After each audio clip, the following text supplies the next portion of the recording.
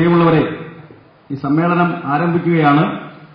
പുറത്തു നിൽക്കുന്ന മുഴുവൻ സഖാക്കളും ഈ ഹാളിനുള്ളിലേക്ക് കടന്നിരിക്കണമെന്ന് അഭ്യർത്ഥിക്കുകയാണ്.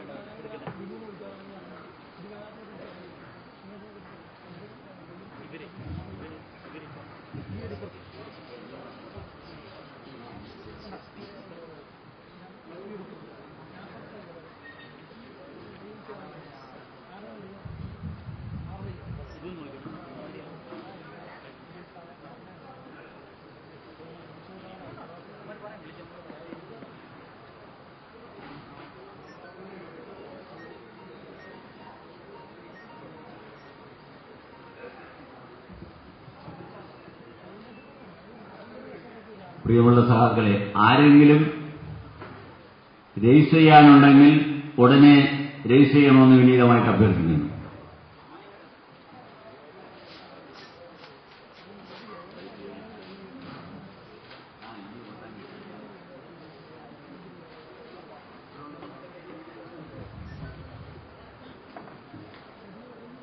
പുറത്ത് നിൽക്കുന്ന എല്ലാ സഹാക്കളും അകത്തേക്ക് കടന്നിരിക്കണമെന്ന് അഭ്യർത്ഥിക്കുന്നു.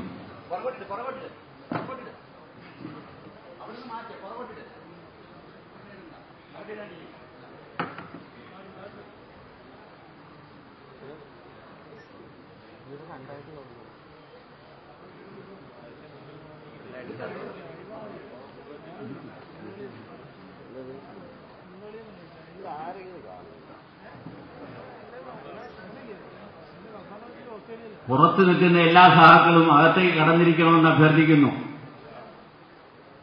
പുറത്തു നിൽക്കുന്ന എല്ലാ സഹാക്കളും അകത്തേക്ക് കടന്നിരിക്കണമെന്ന് അഭ്യർത്ഥിക്കുന്നു. സമ്മേളനം ആരംഭിക്കുന്നു.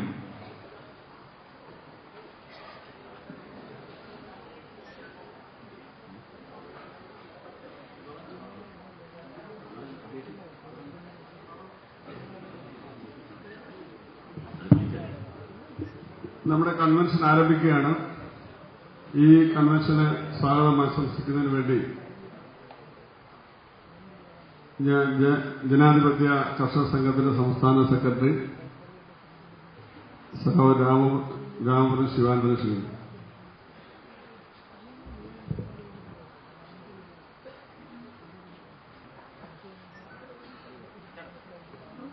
ആരാധ്യയും പ്രിയങ്കരിയുമായ ജനാധിപത്യ സംരക്ഷണ സമിതിയുടെ ജനറൽ സെക്രട്ടറി സഖാവ് KR ഗൗരിയമ്മ അവർ, ബഹുമാന്യനും പ്രിയങ്കരനുമായ ഈ സമ്മേളനത്തിന്റെ അധ്യക്ഷൻ CMBയുടെ ആക്ടിംഗ് ജനറൽ സെക്രട്ടറിയുമായ സഖാവ് KP അരവിന്ദാക്ഷൻ അവർ, പ്രിയമുള്ള ബഹുമാന്യനും എന്റെ സുഹൃത്തുമായ JSSന്റെ സംസ്ഥാന സെക്രട്ടറിയുമായ അഡ്വക്കേറ്റ് ഗോപൻ അവർ, ബഹുമാന്യനും പ്രിയങ്കരനുമായ ജനാധിപത്യ കർഷക സമിതിയുടെ പ്രസിഡന്റും ജനാധിപത്യ സംരക്ഷണ സമിതിയുടെ സംസ്ഥാന പ്രസിഡന്റുമായ അഡ്വക്കേറ്റ് പ്രദീപ് അവർ, CMBയുടെ ബഹുമാന്യനായ CMBയുടെ നേതാവ് TG സുരേഷ് അവർ,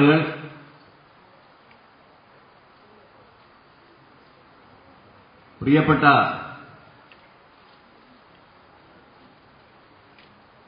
പ്രൊഫസർ ബീനാകുമാരി അവർ,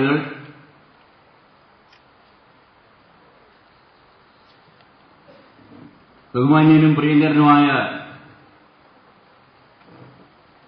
ജനാധിപത്യ സംരക്ഷണയുടെ സംസ്ഥാന vice president advocate P R Pavithran അവർ,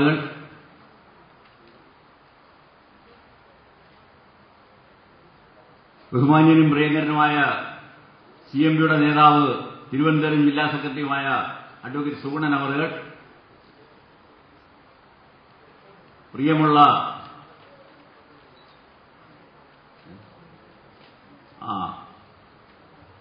ബഹുമാന്യനും പ്രിയങ്കരനുമായ CMPയുടെ കരുത്തനായ നേതാവും തൃശൂർ ജില്ലയുടെ കരുത്തനായ പ്രവർത്തകനുമായ ശ്രീ MK കണ്ണൻ അവർ,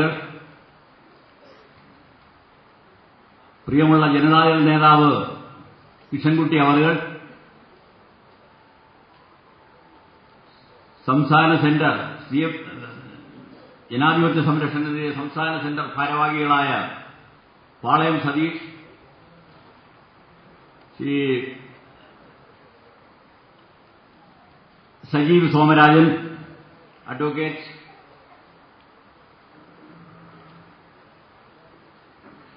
പ്രിയപ്പെട്ട ആലപ്പുഴ ജനാധിപത്യ സംരക്ഷണ സമിതിയുടെ ആലപ്പുഴ ജില്ലാ സെക്രട്ടറി അനിൽകുമാർ, പ്രിയമുള്ള വിവിധ ജില്ലകളിൽ നിന്നും വളരെ ബുദ്ധിമുട്ടി ഇവിടെ എത്തിയിട്ടുള്ള JSSന്റെയും CMPയുടെയും സഹാക്കൾ, വനിതാ സഹാക്കൾ, പ്രിയമുള്ളവരെ, അമ്മമാരെ, സഹോദരിമാരെ, ഈ സമ്മേളനത്തിൽ സ്വാഗതം പറയുക എന്നൊരു കൃത്യമാണ് എന്നിൽ അർപ്പിതമായിരിക്കുന്നത്. ഒരു സ്വാഗത പ്രാസംഗികൻ എന്നുള്ള നിലയിൽ ദീർഘമായി ഒരു പ്രസംഗം ചെയ്യുന്നത് ഒരു അരോചകമാണ്. വളരെ ചുരുക്കത്തിൽ എന്റെ സ്വാഗതത്തിന് മുമ്പായി ഒന്ന് രണ്ട് കാര്യങ്ങൾ നിങ്ങളെ ഓർമ്മിപ്പിക്കാൻ ഞാൻ ആഗ്രഹിക്കുന്നു. ഇത് വളരെ പെട്ടെന്ന് തീരുമാനിച്ച ഒരു കൺവെൻഷനാണ്, സംസ്ഥാന കൺവെൻഷനാണ്. JSSന്റെയും CMPയുടെയും നേതാക്കൾ തീരുമാനമെടുത്തു, അണികളെ അറിയിച്ചു. ഞങ്ങൾ ഇങ്ങനെ ഒരു കഴിഞ്ഞ 26-ാം തീയതി വെച്ചിരുന്ന ഒരു സമ്മേളനമാണിത്. പെട്ടെന്ന് നവംബർ 1 കേരളപ്പിറവിയായി ഇന്നേക്ക് മാറ്റി. ഇന്നത്തെ ദിവസത്തിന് ഒരു പ്രത്യേകതയുണ്ട്. ആമുഖമായി നിങ്ങളോട് ഞാൻ പറയുകയാണ്. എന്തിനാണ് ഈ സമ്മേളനം? അതാണ് ഇവിടുത്തെ പ്രധാന ചോദ്യം. ഈ സമ്മേളനത്തിന്റെ ആവശ്യകത അത്യാവശ്യമായ കാർഷിക മേഖലയ്ക്ക് അത്യാവശ്യമായ ഒരു കാര്യമാണ്. 100 കൊല്ലങ്ങൾക്ക് മുമ്പ് കേരളത്തിന്റെ ഈ പേര് കിട്ടാൻ തന്നെ കാരണം നാളികേരം എന്ന കൃഷിയുടെ അടിസ്ഥാനത്തിലാണ് കേരളം എന്ന പേര് കിട്ടിയത്. നിങ്ങൾക്കെല്ലാം അറിയാം. പക്ഷേ ഈ നാളികേര കൃഷിയെ പ്രോത്സാഹിപ്പിക്കുവാനോ ഇതിനെന്തെങ്കിലും ചെയ്യുന്നതിലേക്ക് വേണ്ടിയോ യാതൊരു കാര്യവും ഇന്നേവരെ ഒരു ഗവൺമെന്റും ചെയ്തിട്ടില്ല. അത് പിന്നാലെ ഞാൻ പറയുന്നുണ്ട്. ഒരു ഗവൺമെന്റും ചെയ്യുന്നില്ല. ഈ 2 പരീക്ഷണ കേന്ദ്രങ്ങൾ തെങ്ങിന് വരുന്ന രോഗം നോക്കുന്നതിലേക്ക് വേണ്ടി, അത് പരീക്ഷിക്കുന്നതിലേക്ക് വേണ്ടി ഒരു 100 കൊല്ലങ്ങൾക്ക് മുമ്പ് സ്ഥാപിച്ച 2 കേന്ദ്രങ്ങളുണ്ട്. ഒന്ന് കായംകുളത്തും ഒന്ന് കാസർഗോഡും. അവിടെ പരീക്ഷണം നടത്തിയതിൽ മാരകമായ തെങ്ങ് രോഗം എങ്ങനെ മാറ്റാമെന്ന് പരീക്ഷിച്ചതിൽ വേര് ചെയ്യൽ മാത്രം, കാറ്റ് വീഴ്ചയും മണ്ടൻ രോഗത്തിനും ഒന്നും മറ്റു മാർഗങ്ങളൊന്നും കണ്ടില്ല. വേര് ചെയ്യലുണ്ടാകുന്ന തെങ്ങിനെ മുറിച്ചു മാറ്റുകയും അതിന് പാരിതോഷികമായി മുറിപ്പ് കൂലി കൊടുക്കുകയും ചെയ്യുന്ന ഒരു പ്രക്രിയയാണ് ഇന്ന് ഇടയ്ക്കുണ്ടായിരുന്നത്. അതിപ്പോഴും അതും ഇല്ലാതായിരിക്കുകയാണ്. അപ്പോൾ നാളികേരം ഉൽപ്പാദിപ്പിക്കുന്ന, നാളികേരം കൊണ്ട് ജീവിക്കുന്ന ഇന്ത്യ ഒരു കാർഷിക രാജ്യമാണ്, നിങ്ങൾക്കറിയാം. അതിന്റെ ഒരു കൊച്ചു സംസ്ഥാനത്താണ് നമ്മൾ താമസിക്കുന്നത്, നമ്മൾ ജീവിക്കുന്നത്. തെങ്ങ് കൃഷി കൊണ്ട് ജീവിക്കുന്ന ആയിരങ്ങൾ ഇവിടെ പട്ടിണിയിലാണ് ഇന്ന്. ഇതിലേക്ക് ഒരു സർക്കാരും എത്തി നോക്കുന്നില്ല. പക്ഷേ 2001 മുതൽ 2006 വരെ കേരളം ഭരിച്ചിരുന്ന മന്ത്രിമാരും അന്ന് കൃഷിവകുപ്പ് കൈകാര്യം ചെയ്തിരുന്നത് UDF ഗവൺമെന്റ് ആയിരുന്നു എങ്കിലും അത് KR ഗൗരിയമ്മയായിരുന്നു. പ്ലാനിംഗ് ബോർഡിന്റെ അംഗീകാരത്തോടുകൂടി കേന്ദ്രമന്ത്രിയായിരുന്നു. അന്ന് കേന്ദ്രമന്ത്രി ശരത് പവാർ ആയിരുന്നു. പ്ലാനിംഗ് ബോർഡിൽ സമർപ്പിക്കുകയും കൃഷിമന്ത്രി ഡൽഹിയിൽ പോയി കൃഷിമന്ത്രി ശരത് പവാറിനെ സമീപിക്കുകയും ചെയ്തു. അപ്പോൾ അദ്ദേഹം 1996 കോടി രൂപ ഈ സംരംഭത്തിന് വേണ്ടി അനുവദിച്ചു. ആ രൂപ ഇവിടെ വന്നപ്പോൾ ഇവിടുത്തെ ഫൈനാൻസ് ഡിപ്പാർട്ട്മെന്റും ഫൈനാൻസ് മന്ത്രിയും അന്നത്തെ അതിന് സ്വല്പം എതിരുപോലെ നിൽക്കുകയും അത് പിന്നെ നാടയിൽ കുടുങ്ങി കുറേ ദിവസം അങ്ങനെ നീങ്ങുകയും ചെയ്തു. അതനുസരിച്ച് പെട്ടെന്നൊരു സ്പീഡിൽ അത് ചെയ്യാൻ കഴിഞ്ഞില്ല. 7 കൊല്ല കാലാവധിയായിരുന്നു ഈ രൂപ ചെലവാക്കാനുള്ള കാലാവധി. 7 കൊല്ലത്തിന് മുമ്പ് ഏകദേശം മന്ത്രിസഭ പോകാറായ സമയത്ത് അത് അല്പസ്വല്പ പരിപാടികൾ നടന്നെന്നല്ലാതെ കാര്യമായി അതിനകത്തൊന്നും ചെയ്യാൻ ആരാധ്യയായ ശ്രീമതി KR ഗൗരിയമ്മയ്ക്ക് കഴിഞ്ഞില്ല. പക്ഷേ അതിനുശേഷം LDF ഗവൺമെന്റ് വന്നിവിടെ. അവരിത് അനങ്ങിയിട്ടില്ല. അതിനുശേഷം UDF ഗവൺമെന്റ് വന്നു. ഇപ്പൊ UDF ഗവൺമെന്റാണ് ഇവിടെ കേരളം ഭരിക്കുന്നത്.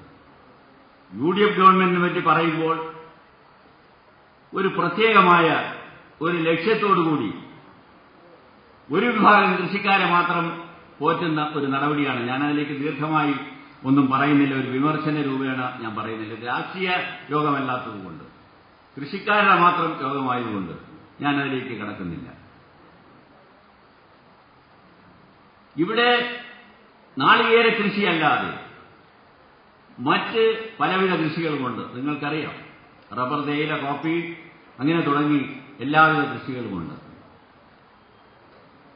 ഒരു വിഭാഗം കൃഷിക്കാരെ മാറ്റി നിർത്തിക്കൊണ്ട്, പ്രത്യേകിച്ച് ഈ തെങ്ങ് കൃഷി ചെയ്യുന്നവരെ മാറ്റി നിർത്തിക്കൊണ്ട്, മറ്റ് കൃഷികൾക്ക് ബാധവരാതെ വർത്തമാനം പറയാനും പ്രസംഗിക്കാനും വേദികളിൽ പറയാനും രാഷ്ട്രീയ യോഗങ്ങളിൽ സംസാരിക്കാനും ആളുകളുണ്ട്. അത് നിങ്ങൾക്കറിയാം, ഞാൻ പറയാതെ. അപ്പൊ ഇതിനൊരു പരിഹാരം നമ്മൾക്ക് കാണാം. ജനശക്തിയെ പിടിച്ചുകൊണ്ട് ഇതിനെ നേരിടുക എന്നുള്ളതാണ് ഇതിന്റെ ഈ സെമിനാർ, ഈ കൺവെൻഷന്റെ പ്രധാന ഉദ്ദേശം. സഹാക്കളിൽ നിന്ന് മനസ്സിലാക്കണമെന്ന് ഞാൻ വിനീതമായിട്ട് അഭ്യർത്ഥിക്കുന്നു. തെങ്ങിൽ നിന്നും കിട്ടുന്ന ഒരു ഉൽപാദനവും ഒരു ഉൽപ്പന്നവും വേറെ കളയാൻ പറ്റുന്ന സാധനങ്ങളല്ല. നിങ്ങൾക്കറിയാം, ചകരി, നാളികേര തൊണ്ടിൽ നിന്നും കിട്ടുന്ന ചകരി കൊണ്ട് ഒരു വ്യവസായം തന്നെ ഇവിടെ ചെറുതായി നടന്നു വന്നിരുന്നതാണ്. പക്ഷേ ഇപ്പോൾ ചകരി കിട്ടാൻ നിവർത്തിയില്ല. സിലോണിനെയും മറ്റു രാജ്യങ്ങളിലും ഇത് ആശ്രയിക്കേണ്ടിയിരിക്കുന്നു. ചൈനക്കാരുടെ കടന്നുകയറ്റം കൊണ്ട് അതും അങ്ങനെയായിരിക്കുകയാണ്.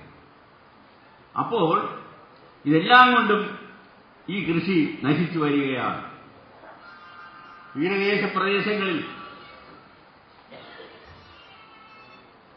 തീരദേശ പ്രദേശങ്ങളിൽ വെള്ളക്കെട്ടിന്റെ സാന്നിധ്യം കൊണ്ടും മണ്ണിന്റെ കുഴപ്പം കൊണ്ടും അവിടെ റബ്ബർ കൃഷി പ്രായോഗികമല്ല. അപ്പൊ തെങ്ങ് വെട്ടിമാറ്റാതെ മറ്റു മാർഗം ഒന്നുമില്ല. ഇപ്പോൾ ഈ കഴിഞ്ഞ ആഴ്ച പത്രത്തിൽ നിങ്ങൾ കണ്ടു, നീര ഉത്പാദിപ്പിച്ചുകൊണ്ട് കൃഷിമന്ത്രിയുടെ ഒരു പ്രഖ്യാപനം. ഉൽപാദനശേഷിയുള്ള തെങ്ങിൻ തൈകൾ കൊടുക്കണം, അത് 5-7 കൊല്ലത്തിന് ഒരു കായ്ഫലമാകും, അതെടുത്ത് നീര ഉൽപ്പാദിപ്പിക്കണം എന്നൊക്കെ പറഞ്ഞുകൊണ്ട് കണ്ടു. അതിലേക്ക് ഞാൻ കൂടുതൽ കടക്കുന്നില്ല. അപ്പോൾ ഇത്തരം കാര്യങ്ങൾ മനസ്സിലാക്കിക്കൊണ്ട് ഇതിനൊരു സമരപരിപാടി ഗവൺമെന്റിന്റെ ശ്രദ്ധയിൽപ്പെടുത്തത്തക്ക വിധത്തിൽ എല്ലാ വിധത്തിലും നമ്മൾ തയ്യാറാക്കി, വേണ്ടി വന്നാൽ ഒത്തൊരുമയോടുകൂടി 2 പാർട്ടികളുടെയും ആളുകൾ ഡൽഹിയിൽ വരെ പോകേണ്ടി വരും എന്ന് ഞാൻ പറഞ്ഞുകൊണ്ട് എന്റെ കൃത്യത്തിലേക്ക് സ്വാഗതം പറയാൻ ഞാൻ കടക്കുകയാണ്. പ്രിയമുള്ളവരെ,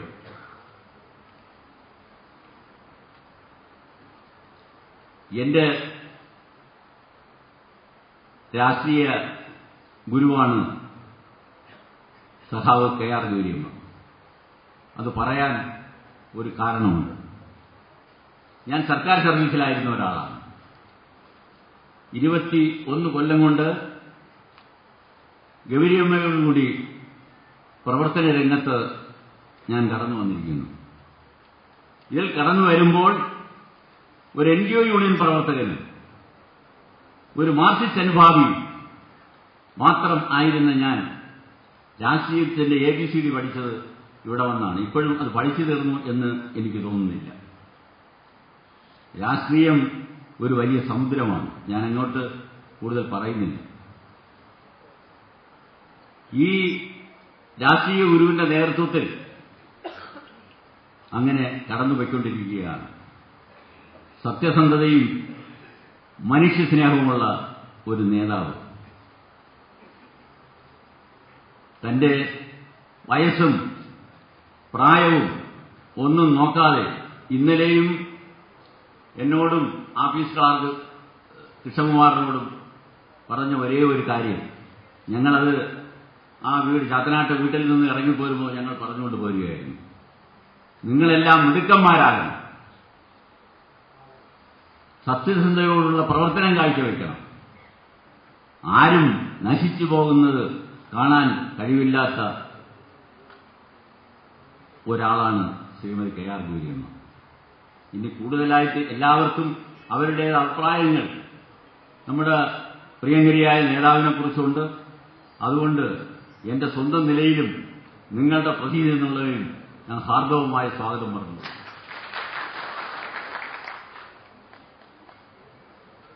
ബഹുമാന്യനും പ്രിയങ്കരനുമായ ശ്രീ KP അരവിന്ദാക്ഷൻ അവർ, അദ്ദേഹത്തെ എനിക്ക് കെ.ആർ.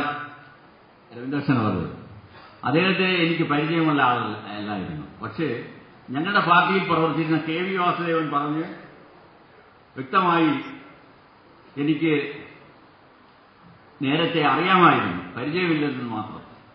ഈ സംരംഭവുമായി ബന്ധപ്പെട്ടതിന് ശേഷം ആണ് അദ്ദേഹത്തിന് കൂടുതൽ അടുക്കാൻ കഴിഞ്ഞത്. ഏത് രൂക്ഷമായി പ്രയാസങ്ങൾ, ഞാൻ അദ്ദേഹത്തെക്കുറിച്ച് വിലയിരുത്തിയിരിക്കുന്നത് എങ്ങനെയാണ്, നമ്മൾ ചെന്ന് പറഞ്ഞാലും പറയുന്ന സഹാവിന് അണികളിലുള്ളവർക്ക് ഒരു പ്രയാസം കൂടാതെ വളരെ തന്മയത്വമായുള്ള ഒരു അഭിപ്രായ പ്രകടനമായിരിക്കും അതിന്റെ മറുപടി. നമ്മൾ വളരെ സീരിയസ് ആയിട്ടായിരിക്കും ചിലപ്പോൾ പറയുന്നത്, പക്ഷെ അങ്ങേരത് വളരെ വളരെ കണ്ണിങ്ങായി അത് കൈകാര്യം ചെയ്യും. പിന്നെ നമുക്ക് ശരി സഹാവ് ഇന്നതല്ലേ പറഞ്ഞു, അപ്പൊ പിന്നെ എന്നെ അത് മതി എന്ന് അങ്ങനെ ഒരു തീരുമാനത്തിൽ അത് അങ്ങനെ ഒരു ആകർഷണ ശക്തിയുള്ള ഒരു നേതാവാണ്. ഒരിക്കലും ആരോടും നീരസമില്ല, ശാന്തമായ മുഖമാണ്. അതിനകത്ത് പെട്ടെന്ന് നമ്മളെപ്പോലെ ഒരു പെട്ടെന്നൊരു വികാരമുണ്ടായി പെട്ടെന്ന് അങ്ങനെ ഇതെല്ലാം ഒരേ രൂപത്തിൽ പോകുന്ന ഒരാളാണ്. അദ്ദേഹത്തെ കൂടുതൽ നിങ്ങൾക്ക് പരിചയപ്പെടുത്തേണ്ട ആളിൽ അല്ല, CMBയിൽ വളരെ ഉന്നതനായ ആക്ടിംഗ് സെക്രട്ടറി സഖാവ് പ്രിയങ്കരനായ MV രാഘവൻ അദ്ദേഹത്തെയാണ് ഈ CMBയുടെ ചുമതല ഏൽപ്പിച്ച് ഒരു ആക്ടിംഗ് സെക്രട്ടറിയായി വർക്ക് ചെയ്തുകൊണ്ടിരുന്നു. അദ്ദേഹത്തിന് എന്റെ സ്വന്തം നിലയിലും നിങ്ങളുടെ പ്രതിനിധികളും ആർദ്രവുമായ സ്വാഗതം.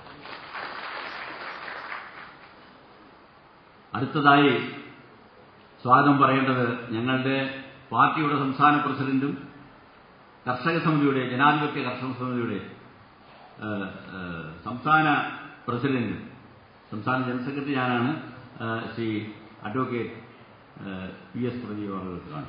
അദ്ദേഹം വളരെ നിരന്തരമായി ഈ പരിപാടി ഇവിടെ നടത്തുന്നതിന് വളരെ ഹാർദവമായി ഇതിലേക്ക് വേണ്ടി പണിപ്പെട്ട് എന്നും വളരെയധികം യാതനകൾ അനുഭവിച്ച് പ്രവർത്തിക്കുന്ന ഒരാളാണ്. അദ്ദേഹത്തിന് ഞാൻ എന്റെ സ്വന്തം നിലയിലും നിങ്ങളുടെ പ്രതിനിധിയുള്ളതിലും സ്വാഗതം പറഞ്ഞു. അടുത്തതായി ഞങ്ങളുടെ പാർട്ടിയുടെ സംസ്ഥാന സെക്രട്ടറിമാരിൽ ഒരാളായ അഡ്വക്കേറ്റ് ബി ഗോവൻ. അദ്ദേഹം കരുനാഗപ്പള്ളി സ്വദേശിയാണ്. അത്യാവശ്യം എല്ലാ ജില്ലകളിലും പാർട്ടി പ്രവർത്തനവുമായി ബന്ധപ്പെട്ട് ഒരു ദിവസവും അദ്ദേഹത്തിന് ഒരു ഒഴിവ് ഇല്ലാത്ത ഒരു നേതാവാണ്. കാര്യങ്ങൾക്ക് വേണ്ട നിർദ്ദേശങ്ങളും പ്രായത്തിൽ കുറവാണെങ്കിലും രാഷ്ട്രീയമായി ചിലപ്പോൾ നമുക്കത്ര എന്നെ സംബന്ധിച്ച് പറയുകയാണ് അറിവ് വരണമെന്നില്ല. എന്തെങ്കിലും അപാകതകളുണ്ടെങ്കിൽ തെറ്റിതിരുത്തിയും മുന്നോട്ട് പോകുന്ന ആ സഖാവിന് എന്റെ സ്വന്തം നിലയിലും നിങ്ങളുടെ പ്രതി എന്നുള്ളതിനും സ്വാഗതം പറഞ്ഞുകൊള്ളുന്നു. അടുത്തതായി ശ്രീ എം കെ കണ്ണൻ അവർക്കാണ്. എനിക്കൊട്ടും പരിചയമില്ലാത്ത ഒരാളാണ്. പക്ഷേ പത്രത്തിലൂടെയും മാധ്യമങ്ങളിലൂടെയും ദൃശ്യമാധ്യമങ്ങളിലൂടെയും കേട്ടിട്ടുള്ള ഒരാളാണ്. തൃശൂർ ജില്ലയിലെ കരുത്തനാണെന്നറിയാം. CMPയുടെ കരുത്തരായ നേതാക്കളുടെ ഒരാളാണെന്നറിയാം. എം ഇ രാഘവനോടൊത്ത് ബഹുമാന്യനായ എം ഇ രാഘവനോടൊത്ത് പ്രവർത്തിക്കുന്ന ഒരാളാണ് ഈ ശ്രീ എം കെ കണ്ണൻ. തൃശ്ശൂരെല്ലാം നമ്മുടെ പോസ്റ്റ് ജില്ലയുടെ നാനാഭാഗങ്ങളിൽ പലരും ബസ് യാത്ര കഴിഞ്ഞുവെന്ന് എന്നോട് പറഞ്ഞ ഒരവസരമുണ്ട്. കഴിഞ്ഞ ആഴ്ചയും വളരെ കാര്യമായ ഒരു പാർട്ടി സഖാവാണ് CM.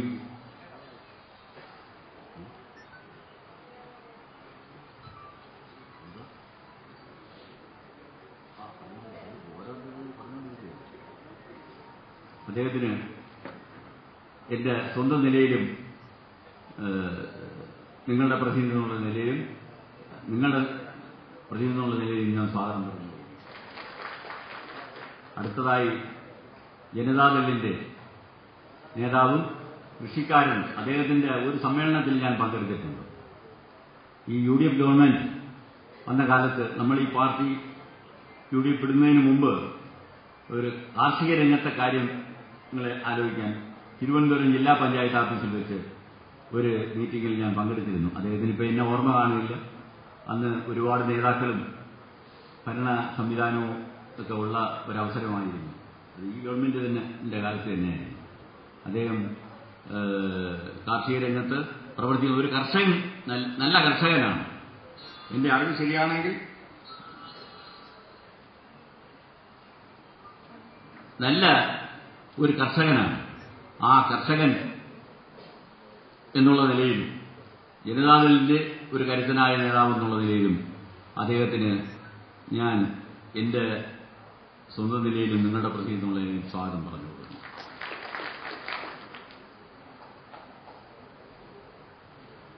അടുത്തതായി ജില്ലാ സെക്രട്ടറിമാരായ തിരുവനന്തപുരം ജില്ലാ സെക്രട്ടറി അഡ്വക്കേറ്റ് സുഗുണൻ, അവിടുത്തെ CMPയുടെ ഒരു കരുത്തനായ നേതാവാണ് അദ്ദേഹം. ഈ അണികളോട് വളരെ കാര്യമായി പെരുമാറുകയും അദ്ദേഹം വളരെ നല്ല പ്രവർത്തനം കാഴ്ചവെക്കുന്ന അഡ്വക്കേറ്റ് സുഗുണൻ അവറുകൾ, അതുപോലെ ആലപ്പുഴ ജില്ലാ സെക്രട്ടറിയും നമ്മുടെ ചെയർമാൻ സ്വാഗതസംഘത്തിന്റെ ചെയർമാനുമായ TG സുരേഷ് അവറുകൾ, അദ്ദേഹവും വളരെ ഇന്നലെ തൊട്ട് ഫുൾ ടൈം പ്രവർത്തനത്തിലായിരുന്നു. ഇവിടെ ഈ ഓഡിറ്റോറിയം ഒക്കെ നേരെ ശരിയാക്കി കിട്ടുന്നതിനും കർട്ടൻ കിട്ടുന്നത് ഉൾപ്പെടെ അദ്ദേഹം ഇവിടെ വളരെയധികം പ്രയത്നിച്ചു. ഇന്നും കാലത്തെ തന്നെ നേരം രാവിലെ വന്ന് ഈ പ്രവർത്തന രംഗത്ത് നമ്മൾ വളരെയധികം സഹായങ്ങൾ ചെയ്തതെന്നും നമ്മളോടൊത്ത് നിൽക്കുന്ന നമ്മുടെ JSSനെ പോലെ തന്നെ അദ്ദേഹവും വളരെ സജീവമായി നിൽക്കുന്ന ഒരാളാണ്. അദ്ദേഹത്തിന് രണ്ടുപേർക്കും ഒരുമിച്ച് ഞാൻ സ്വാഗതം പറയുന്നു. എന്റെ സ്വന്തം നിലയിലും നിങ്ങളുടെ പ്രതിനിധിയുള്ള നിലയിലും ഞാൻ സ്വാഗതം പറയുന്നു. അടുത്തതായി സംസ്ഥാന സെന്റർ നേതാക്കൾ,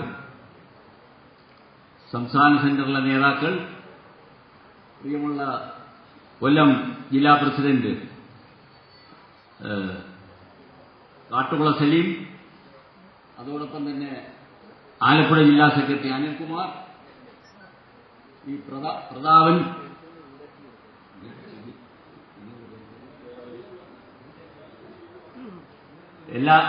എല്ലാവരും ഈ വേദിയിലിരിക്കുന്ന സകല പാർട്ടിയുടെ നേതാക്കൾക്കും ഞാൻ എന്റെ സ്വന്തം നിലയിലും നിങ്ങളുടെ പ്രതിനിധിയുള്ളതിലും സ്വാഗതം പറയുന്നു. അതോടൊപ്പം തന്നെ ഇവിടെ എത്തിച്ചേർത്തിട്ടുള്ള മാധ്യമപ്രവർത്തകർക്കും നമ്മുടെ ജില്ലകളിൽ വന്ന സഹാക്കൾക്കും വനിതാ സഹാക്കൾക്കും എല്ലാം ഒന്നുകൂടി ഞാൻ ഹാർദവമായി സ്വാഗതം പറഞ്ഞുകൊണ്ട് ഞാൻ നിർത്തുന്നു. അഭിവാദനങ്ങൾ.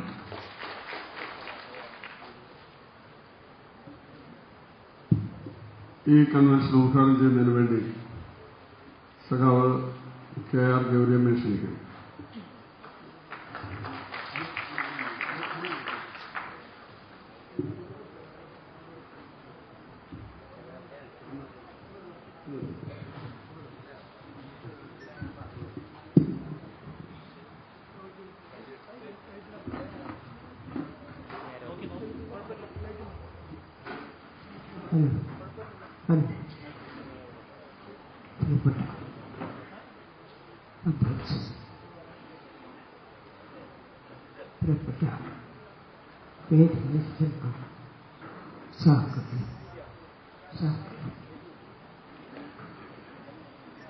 ഇന്നത്തെ ഈ കൺവെൻഷൻ നല്ല സുഖം ഉണ്ട്.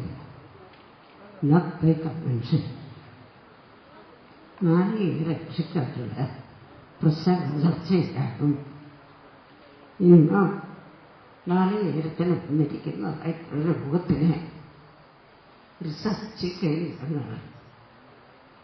ഒരു 10-20 സംവത്സരങ്ങൾക്ക് മുൻപ് സംസ്ഥാന ഗവൺമെന്റുകളോട് ആവശ്യപ്പെട്ട നടപടികൾ സംസ്ഥാന ഗവൺമെന്റും കേന്ദ്ര ഗവൺമെന്റും നടത്തണം എന്നാവശ്യപ്പെട്ടുകൊണ്ടാണ് സംയുക്ത കർഷക സംഘം നടത്തുന്ന യോഗമാണ്. ഇപ്പോൾ നാളികേര കൃഷിയെ സംബന്ധിച്ച് ഇപ്പോൾ സംസാരിച്ചപ്പോൾ ഇതിൻ്റെ ഞങ്ങളുടെ കർഷക സംഘത്തിൻ്റെ സെക്രട്ടറി സംസാരിച്ചു. നാളികേര കൃഷി കേരളം തെങ്ങിൻ്റെ നാടാണ്. കേരളത്തിൻ്റെ പേരിൽ വെച്ച് ഉണ്ടായ നാടാണ്. കേരകൃഷി ഇന്ത്യയിൽ ആദ്യവും വളരെ കൂടുതൽ ജനങ്ങൾക്ക് കേരളത്തിലെ മുഴുവൻ ജനങ്ങൾക്കും ആശ്വാസം കൊടുക്കത്തക്ക വിധത്തിലുള്ളൊരു കാലത്ത് കേരകൃഷി ഉണ്ടായിരുന്ന നാട് എന്നാണ്. കേരകൃഷി കേരളത്തിൽ പേര് തന്നെ കാണുന്നുണ്ടായിരുന്നു. അതിൻ്റെ അടിസ്ഥാനത്തിൽ കുറേ കാലം പോയി. ഞാനെല്ലാം ചെറുതായിരുന്ന കാലത്തെ എന്നെ ഓർക്കുന്നു. നമ്മുടെ നാട്ടിൽ ഒരു തെങ്ങിൽ നിന്ന് എൻ്റെ അച്ഛൻ കൃഷിക്കാരന് ഇപ്പോൾ കൃഷ്ണൻകുട്ടി 1ാം തരം തെങ്ങ് കൃഷിക്കാരന്. ഞങ്ങളൊക്കെ തെങ്ങ് കൃഷിയും ബാക്കിയുള്ളതും ഒക്കെ ഉള്ള കുറച്ചൊക്കെ തെങ്ങും ബാക്കിയുള്ളതും ഒക്കെ ഉള്ളതാണെങ്കിലും ഇപ്പോൾ ശാസ്ത്രീയമായി തെങ്ങ് കൃഷി ചെയ്യുന്ന ആളൊക്കെ. പക്ഷേ തെങ്ങ് കൃഷി ചെയ്യുന്ന കൃഷ്ണൻകുട്ടി ഉപയോഗിച്ചാൽ അതിനാവശ്യമായിട്ടുള്ള എന്തൊക്കെ വേണം ബാക്കിയുള്ള പറയും. പക്ഷേ ഒരു കാര്യമുണ്ട്, കേരളം തെങ്ങ് കൃഷിയുടെ നാടെന്ന് പറഞ്ഞാൽ ഇന്ന് അത് ഒരപവാദമായി മാറത്തക്ക വിധത്തിലേക്ക് മാറിയിരിക്കുക. നമ്മൾക്ക് എണ്ണ വേണം, ദിവസം ഉപയോഗിക്കുന്ന തേങ്ങ വേണം. ലക്ഷക്കണക്കിന് തൊഴിൽ കൊടുത്തുകൊണ്ടിരുന്നതായിട്ടുള്ള ചകിരി ഉൽപ്പാദിപ്പിച്ച് ഫാക്ടറികളും അതുപോലെ കയറുവരിയും മറ്റു വിധത്തിലും ഒക്കെ നടക്കുന്നു. നമ്മുടെ നാട്ടിൽ നടക്കുന്ന. പക്ഷേ തെങ്ങ് കൃഷി കേരളത്തെ സംബന്ധിച്ചത്രയും ഇന്ന് ഒരപവാദമായി മാറത്തക്കതായിട്ടുള്ള സ്ഥിതിവിശേഷത്തിലാണ്. എനിക്കും ഞാൻ 1980 കൃഷി വകുപ്പ് മന്ത്രിയായി. 2001 കൃഷി വകുപ്പ് മന്ത്രിയായി. കൃഷി വകുപ്പ് മന്ത്രിയായിരുന്നു ഉണ്ടായി. കേരളത്തിൽ തെങ്ങ് കൃഷി അധപ്പതനത്തിലേക്ക് പോകുന്ന ഞാനെല്ലാം ഇന്നൊരു കുറച്ച് ദിവസം മുൻപ് വരെ വിചാരിച്ചുകൊണ്ടിരുന്നത് നമ്മൾ തെങ്ങിന് 2 വിധത്തിലുള്ള രോഗമുണ്ട്. നിങ്ങളെ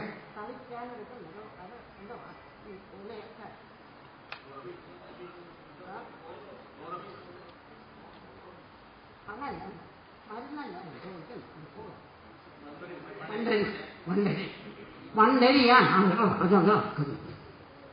പക്ഷേ തെങ്ങിൻ്റെ ഒരിക്കലും ഭേദമാകാത്തൊരു രോഗം ചികിത്സയില്ല, ഭേദമാക്കില്ല.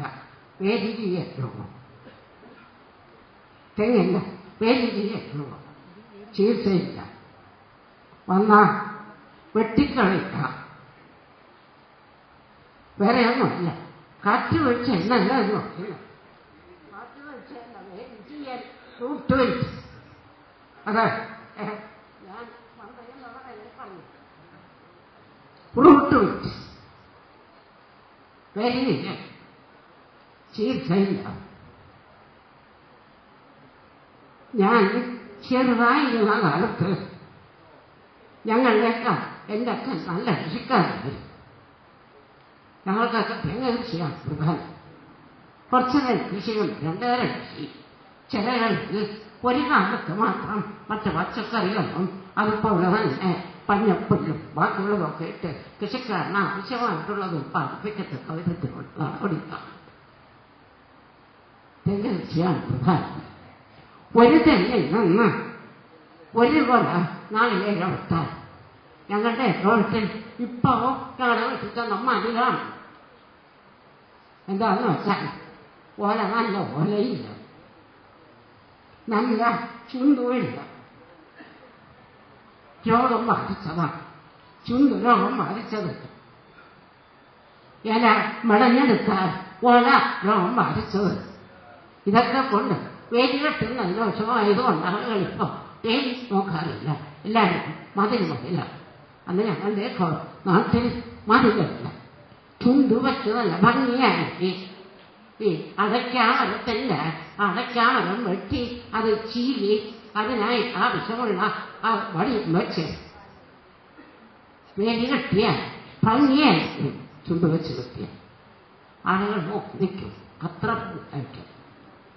ഒരു കൊല നാളികേരം വിട്ടാൽ ഇടവേലി ഉണ്ടെങ്കിൽ ചിലത് വീണാൽ ഒരു മുറ്റം നിറഞ്ഞു വെക്കും. ഇന്നോ തെങ്ങൊരപവാദമാണ്. കൃഷ്ണൻകുട്ടിയുടെ തന്നെ കാണുമായിരിക്കും.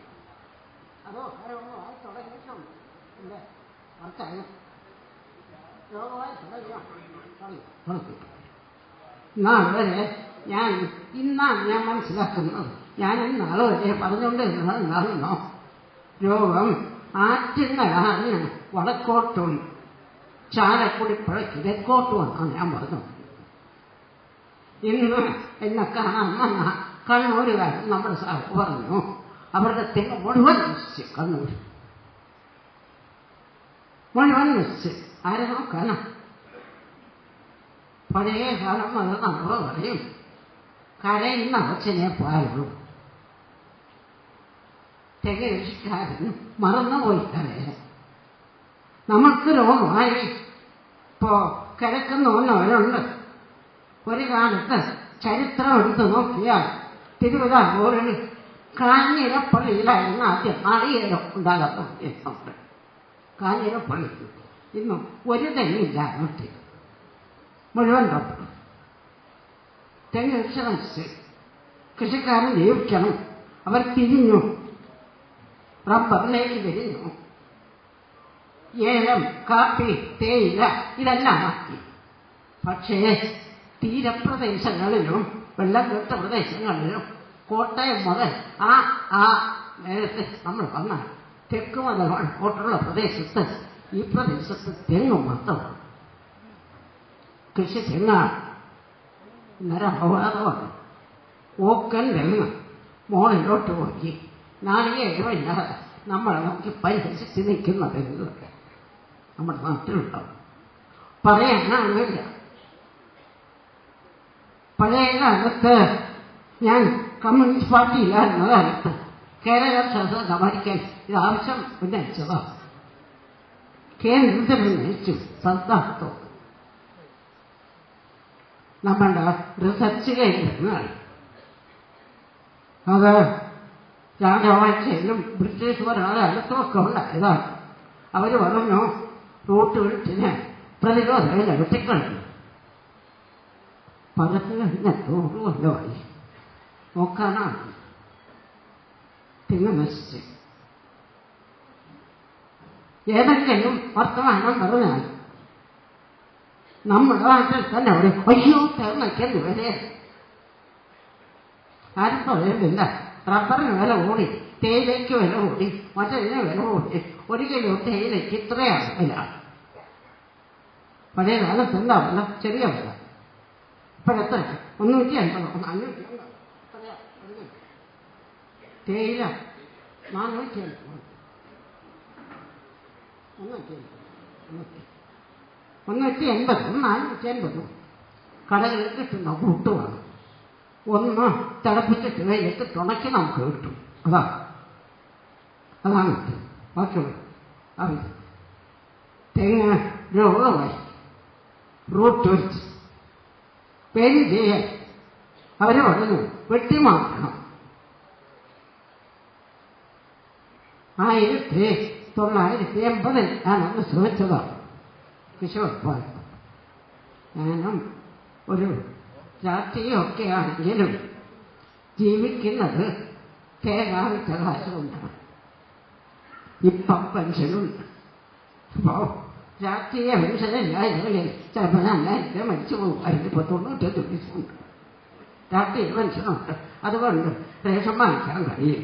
അതാണ് ഞങ്ങൾ വിഷയമില്ല. ഒരു നില കിട്ടുന്ന നാളില്ല ഇല്ല. ഇപ്പം എന്താ സ്ഥിതി?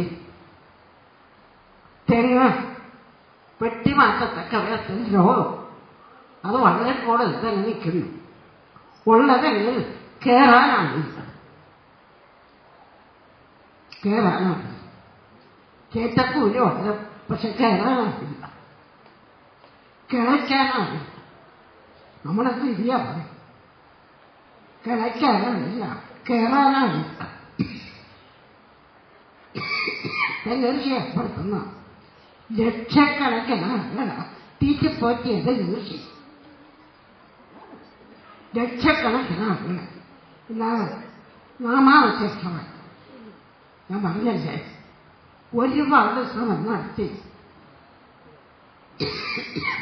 സെക്രട്ടറി പറഞ്ഞതുപോലെ 2001 മന്ത്രിസഭ കാലത്ത് പവാറിനെ പറഞ്ഞ് ബോധ്യപ്പെടുത്തിയ അടിസ്ഥാനത്തിൽ പ്ലാനിംഗ് കമ്മീഷൻ ആദ്യം തള്ളിക്കളഞ്ഞാണെങ്കിലും പവാറിന്റെ നിർബന്ധത്തിന്റെ അടിസ്ഥാനത്തിൽ നമ്മൾക്ക് തെങ്ങ് വെട്ടിമാറ്റി പുതിയ വയ്ക്കുന്നതിന് വേണ്ടിയിട്ടുള്ള ഒരു സ്കീം കേന്ദ്ര ഗവൺമെന്റ് അംഗീകരിച്ചു.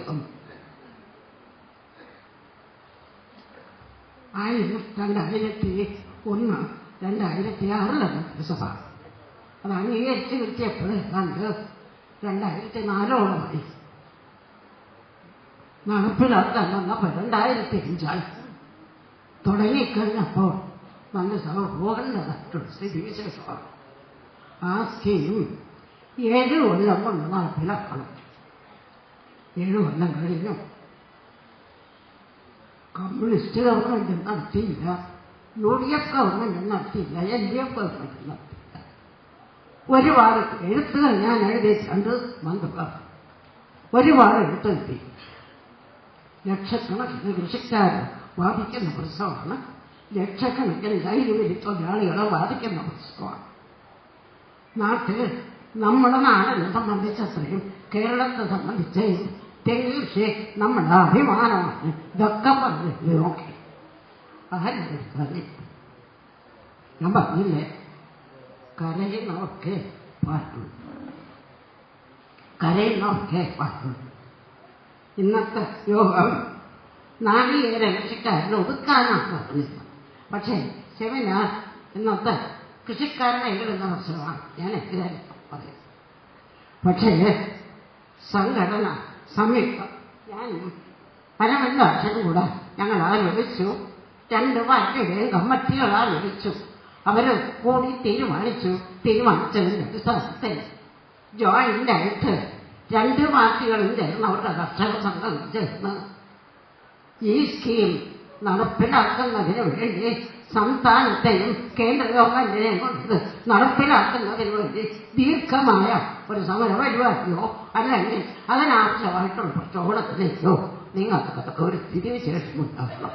ജീവിക്കാൻ വേണ്ടിയിട്ടുള്ള സമരമാണ്. സാധാരണ പറയുമ്പോൾ ഇത് വെറും തെങ്ങ് കൃഷിക്കാരൻ്റെ മാത്രമല്ല. ഇന്നിപ്പോ കയർ ഫാക്ടറികളിൽ ജോലിയില്ലേ ഉണ്ട്.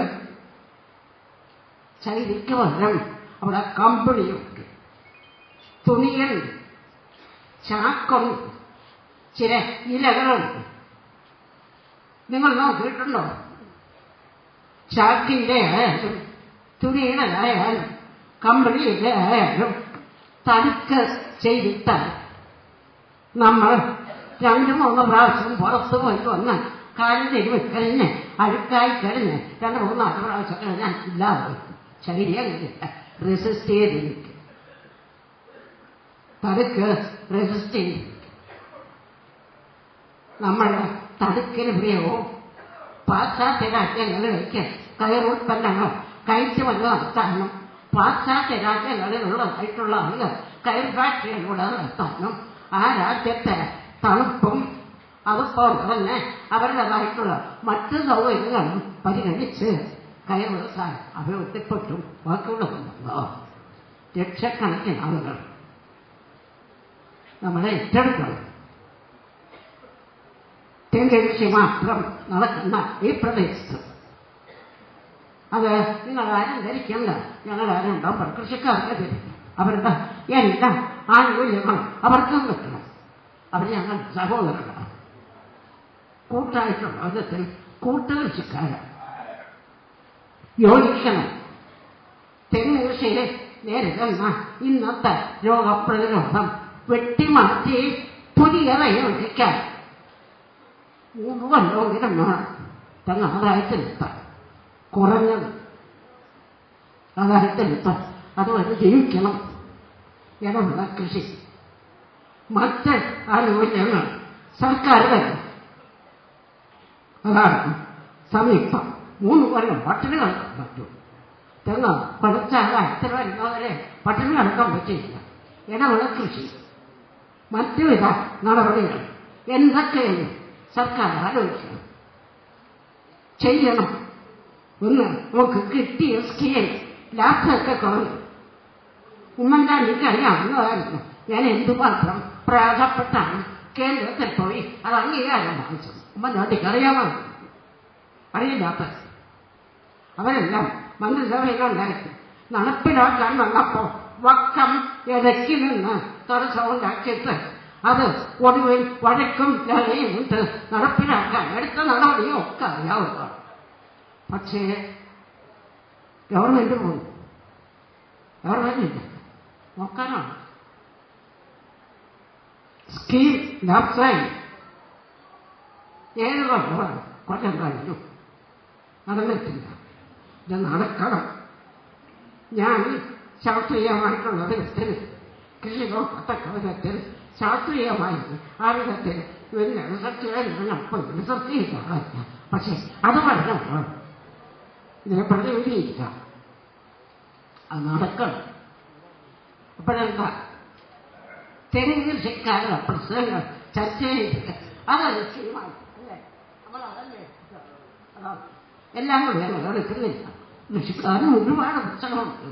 അത് കാലത്ത് വരുന്നതായിട്ടുള്ള പ്രശ്നങ്ങൾ അപ്പം തന്നെ എടുത്തുകൊണ്ട് ഇതിനോടുകൂടെ വരിക. ഒരു നീണ്ട ഒരു സമരപരിപാടി. കേരളത്തിലെ ജനങ്ങൾ ഇത് എൻ്റെ അഭിപ്രായത്തിൽ അവർക്ക് മനസ്സിലായാൽ അവരുടെ സമരമായി അത് ഏറ്റെടുക്കും. ഇന്ന് നമ്മൾ വിചാരിച്ചില്ല ചെറിയൊരു ദിവസം വെച്ചാണ് ഇത്രയും ആളുകൾ നമ്മുടെ യോഗത്തിൽ വരുമെന്ന് നമ്മൾ വിചാരിച്ചില്ല. ചെറിയതായിട്ടൊന്നും ചെയ്തു. ഇത്ര കൂടുതൽ ആളുകളുണ്ട്. ഒരുപാട് ആളുകൾ കൃഷിക്കാരൻ തയ്യാറാണ്. തെങ്ങ് വെട്ടി മാറ്റി പുതിയ തൈ വയ്ക്കുന്നതിനും പുതിയതായിട്ടുള്ള തൈകൾ രോഗപ്രതിരോധ ശക്തിയുള്ളതും അതാത് കാലത്ത് അവ ഞാൻ പറയുന്നില്ലേ. ഇപ്പോ തെങ്ങ് കയറുന്നവൻ മെഷീൻ വെച്ച് തെങ്ങ് കയറും. മെഷീൻ മോളിലോട്ട് പൊക്കമുള്ള തെങ്ങിലേക്ക് പോയി വണ്ണം കുറഞ്ഞാൽ പകുതിയല്ല മെഷീൻകാരൻ താഴത്തോട്ട് പോകണം. പിടിക്കുന്നില്ല. അതില്ല, മനസ്സിലാക്കുന്നില്ല. പകുതിയിൽ നിന്ന് ഇറങ്ങിയപ്പോൾ മെഷീൻ വെച്ചാണ്. അപ്പോ അതാണ് ശാസ്ത്രീയമായി റിസർച്ച് ചെയ്ത് ഇവിടുത്തെ ഈ വിഭാഗം തെങ്ങ്. ഇപ്പോ ഞാൻ ഇന്ന കാലത്ത് നമ്മളൊന്ന് ശൈര്യമായിട്ട് നോക്കി. അവിടെ നിന്നാണെന്നോ എനിക്ക് കാര്യവും കൂടിയുണ്ട്. സിലോണിൽ കിട്ടുന്നത് നല്ല നമ്മൾ ചീച്ചരയില്ല, ബ്രൗൺ ഫൈബർ. നമ്മുടെ നാട്ടിൽ തേങ്ങ നമ്മൾ വരുത്തുന്നതും ബാക്കിയുള്ളതൊക്കെ തമിഴ്നാട്ടിൽ നിന്നാണ്. തമിഴ്നാടല്ല, ഇടയ്ക്കുന്നാണ്. നമ്മുടെ ആളും പാലക്കാട് കൂടെ ഇടയ്ക്കുന്ന തേങ്ങ ഒരുപാടുണ്ടാകുന്ന അവിടെയാണ്. പക്ഷേ ഇന്നിപ്പോ ആവശ്യത്തിന് ചൈനയുണ്ട്, ആവശ്യത്തിന് ചൈനയില്ല. തൊഴിലടിക്കലാണ്. ഇത് പറഞ്ഞ് ബോധ്യപ്പെടുത്തി ഇതിൻ്റെതായിട്ടുള്ള പ്രശ്നം ഏറ്റെടുക്കാൻ സംയുക്തമായിട്ടുള്ള വിധത്തിലുള്ള നടപടി ഉണ്ടാകണം. അതാണ് അതില് ഞാൻ പറയുകയാണെങ്കിൽ ഉമ്മൻചാണ്ടിക്കറിയാം ഞാൻ ഇതിനു വേണ്ടി എന്തുമാത്രം അവിടെ കിടന്ന് ബുദ്ധിമുട്ടും വഴക്കും ലഹളയും ഉണ്ടാക്കിയിട്ടുണ്ട്. അനുവദിച്ചു തീരണം. അതിൽ അർച്ചയ്ക്കുന്നത് പുതിയ സ്കീം വേണം. കേരളത്തിൽ ഒരു കാര്യവും ഒരു ദിവസം നേരമെടുത്തപ്പോൾ നീ കൊണ്ടുപോയി എടുത്തോളണമെന്ന് പറഞ്ഞ് കിട്ടിയതല്ല. ജനങ്ങൾ സംഘടിച്ച് അവരുടെ ആവശ്യങ്ങൾക്ക് വേണ്ടിയിട്ടുള്ള പോരാട്ടങ്ങൾ നടത്തി രാജ്യത്ത് നേടിയെടുത്തിട്ടുള്ള അവകാശങ്ങളിൽ ആരും ഒരു മന്ത്രിമാരും നമ്മൾ പറയുമ്പോൾ കാർഷിക പരിഷ്കരണം ഉൾപ്പെടെ പറയും. കൃഷിക്കാരൻ സംഘടിക്കുകയും അവരുടെ ആവശ്യങ്ങൾ ഉന്നയിക്കുകയും അതിനു വേണ്ടിയിട്ടുള്ള പോരാട്ടങ്ങൾ നടത്തുകയും ഒരുപാട് ആളുകൾ രക്തസാക്ഷികളാകുകയും ഒക്കെ ചെയ്ത് സംഘടനകൾ നടത്തിക്കൊണ്ടുള്ള ആവശ്യം ഉന്നയിച്ച് നിന്നതിന്റെ അടിസ്ഥാനത്തിലാണ് കാർഷിക പരിഷ്കരണം ഉൾപ്പെടെ. സ്ത്രീകളുടേതായിട്ടുള്ള നിയമമുണ്ടായി. സ്ത്രീകൾ സംഘടിച്ച് സ്ത്രീ ഒരു സ്ഥലത്താണ്. അതുകൊണ്ടിപ്പോ വലിയ കാര്യമില്ല, പള്ളിയിൽ വലിയ സ്ഥാനമൊന്നുമില്ല. എങ്കിലും ഞാൻ പറയുന്നു, നിയമം വന്നു, അഴിമതിക്കെതിരായിട്ടുള്ള നിയമം വന്നു. കോടിക്കണക്കിന് രൂപ ഇന്ന് പത്രത്തിൽ വന്നു. ഞാൻ പഠിച്ചതുണ്ട്. പത്രത്തിൽ 1 കോടി രൂപ ഞാൻ ഒരാളിന് കൊടുത്തെന്നും പറഞ്ഞതാണ് എന്ന് മന്ത്രിക്ക് കൊടുത്തെന്നും പറഞ്ഞു. പത്രത്തിൽ പറയാം. അയ്യോ, പേടിച്ചോ. ഇങ്ങനെ ഒരു നാടുണ്ടോ? കൊടുത്താണ് എല്ലാവരും പറയാം ഞാൻ ഇത്ര കൊടുത്തു. 5 ചോദിച്ചിട്ട് 1 കൊടുത്തു. ഒന്നാണോ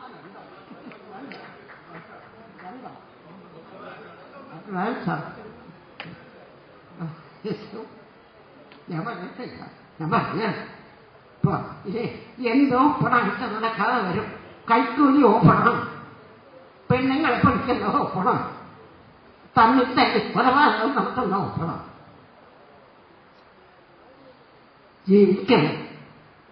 ജീവിക്കുന്ന പോലെ അർത്ഥത്തിന്റെ ഭാഗമാണ് കൃഷിക്കാരൻ, തെങ്ങ് കൃഷിക്കാരൻ. അവന്റെ കൃഷി അഭിവൃദ്ധിപ്പെടുത്താനും തെങ്ങ് കൃഷി നിലനിർത്താനുമുള്ള സമരത്തിൽ സർക്കാർ മുൻകൈയെടുത്ത് സ്കീമുണ്ടാക്കി ഇത് നടപ്പിലാക്കുന്നത് വരെ കേരളത്തിലെ തെങ്ങ് കൃഷിക്കാരൻ അതിനുവേണ്ടി നിൽക്കും എന്നുള്ള വിധത്തിൽ ഉറപ്പു പറയണം എന്ന് മാത്രം ഞാൻ യോഗം ഉദ്ഘാടനം ചെയ്തതായി പ്രഖ്യാപിക്കുന്നു.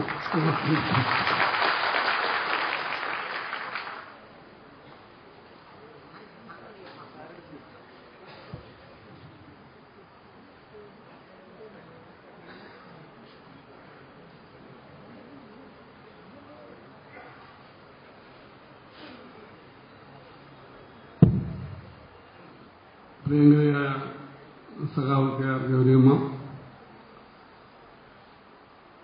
ജനതാദൾ നേതാവും പാലക്കാട് ജില്ലയിലെ പ്രമുഖനായ നാളികേര കൃഷിക്കാരനായ Shri Krishnankutty, Shri KS Pradeep, Shri G Sugunan, advocate Gopan, Shri Ramapuram Sivanandan, Shri G Suresh Sujan, വേദിയിലെ പ്രൊഫസർ ബീനാകുമാരി, വേദിയിലെ പ്രിയപ്പെട്ട നേതാക്കളെ, സുഹൃത്തുക്കളെ, സഹായം കേൾക്കുന്ന കോഴിക്കോട് ഒരു പരിപാടിയിൽ പങ്കെടുക്കാനുള്ളതുകൊണ്ട് ട്രെയിനിൽ പോകേണ്ടതുകൊണ്ട് ഞാൻ ഇവിടെ സംസാരിക്കുന്നില്ല എന്ന് പറഞ്ഞിട്ട് പോയിട്ടുണ്ട്. JSSഉം CMP കൂടി സംയുക്തമായി JSS രൂപീകരിച്ച കാലം മുതൽ നിരവധി സമര പരിപാടികൾ നടത്തിയിട്ടുണ്ട്. അത് വിദ്യാർത്ഥി യുവജന സംഘടനകളെ യോജിച്ചിട്ടായാലും അതിന്റെ കർഷക സംഘടനകളെ യോജിച്ചായാലും പാർട്ടികൾ തമ്മിൽ യോജിച്ചിട്ടായാലും ഞങ്ങൾ CPM വിട്ടുവന്ന ഒരേ പാർട്ടിയിൽ നിന്ന് വന്ന ആളുകൾ ചേർന്ന് രൂപം കൊടുത്ത പാർട്ടികളായതുകൊണ്ടാണ്. അപ്പൊ അതുകൊണ്ട് ചിലർക്കൊരു സംശയം, ഇപ്പോൾ ഞങ്ങളത് ലയിക്കാൻ പോകുന്നു എന്നൊരു വാർത്ത ചില പത്രക്കാർ പ്രചരിപ്പിക്കുന്നു. ഞങ്ങളെ സംബന്ധിച്ചിടത്തോളം അങ്ങനെ ഒരു ആചരണം ഞങ്ങളിത് ചർച്ച ചെയ്തിട്ടില്ല. നാളെ JSS CMP ലയിക്കത്തില്ല എന്ന് പറഞ്ഞതിന് അർത്ഥമില്ല. കമ്മ്യൂണിസ്റ്റ് പാർട്ടികളെല്ലാം ലയിക്കാൻ വേണ്ടി ആലോചിച്ചുകൊണ്ടിരിക്കുന്ന ഒരു പാർട്ടിയാണ് ആലോചിച്ചിരിക്കുന്ന കാലമാണ്. എന്താണെങ്കിലും ഇവിടെ ബംഗാളിൽ 17 ഇടതുപക്ഷ പാർട്ടിയുടെ യോഗം ചേർന്നു. ഇപ്പോൾ കേരളത്തിൽ അതുപോലെ യോഗം വിളിക്കുന്നുണ്ട്. കേന്ദ്രത്തിൽ ഇന്ന് ഒരിക്കലും തൊട്ടുകൂടാത്ത SUCയും CPIMലും എല്ലാം കൂടി ചേർന്നുകൊണ്ട് ഡൽഹിയിൽ നിന്ന് യോഗം ചേരുകയാണ്. അപ്പോൾ ഭാവിയിൽ നടക്കുന്ന കാര്യത്തെക്കുറിച്ച് പ്രവചിക്കുവാൻ എനിക്കാവില്ല. എന്തായാലും ഇത് അതിന്റെ ഒരു മുന്നോടിയായിട്ട് നടത്തുന്ന ഒരു പരിപാടിയല്ല എന്ന് പറയാൻ വേണ്ടി ചില പത്രങ്ങളുടെ വാർത്ത വന്നുകൊണ്ട് മാത്രം ഞാൻ പറയാൻ ആഗ്രഹിക്കുകയാണ്. ഈ നാളികേര കൃഷിക്കാരെ സംബന്ധിച്ചിടത്തോളം മറ്റ് കൃഷിക്കാരിൽ നിന്ന് വ്യത്യസ്തമായി എന്റെയൊക്കെ ചെറുപ്പകാലത്ത് ഈ നാളികേരം കൊണ്ട് മാത്രം ഉപജീവനം കഴിച്ചിരുന്ന ലക്ഷോപലക്ഷം കൃഷിക്കാരുണ്ടായിരുന്നു.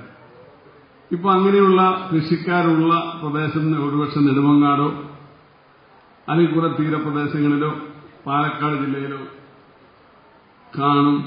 അല്ലാത്ത സ്ഥലത്തൊന്നും ഈ നാളികേര കൃഷി കൊണ്ട് ഒരു കൃഷിക്കാരൻ ജീവിക്കുവാൻ കഴിയുന്നൊരവസ്ഥയില്ല.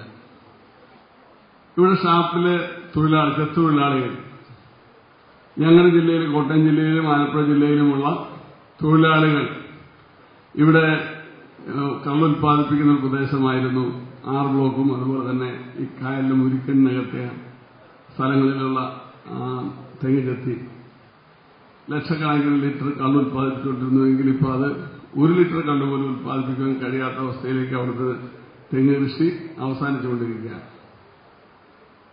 അപ്പൊ കേരളത്തെ സംബന്ധിച്ചിടത്തോളം കേരളത്തിൽ ഈ കൃഷി പുനരുജ്ജീവിപ്പിക്കണമെങ്കിൽ തീർച്ചയായിട്ടും മറ്റ് കൃഷിക്കാർക്ക് ലഭിക്കുന്ന സഹായങ്ങൾ ലഭിച്ചെങ്കിൽ മാത്രമേ കഴിയൂ.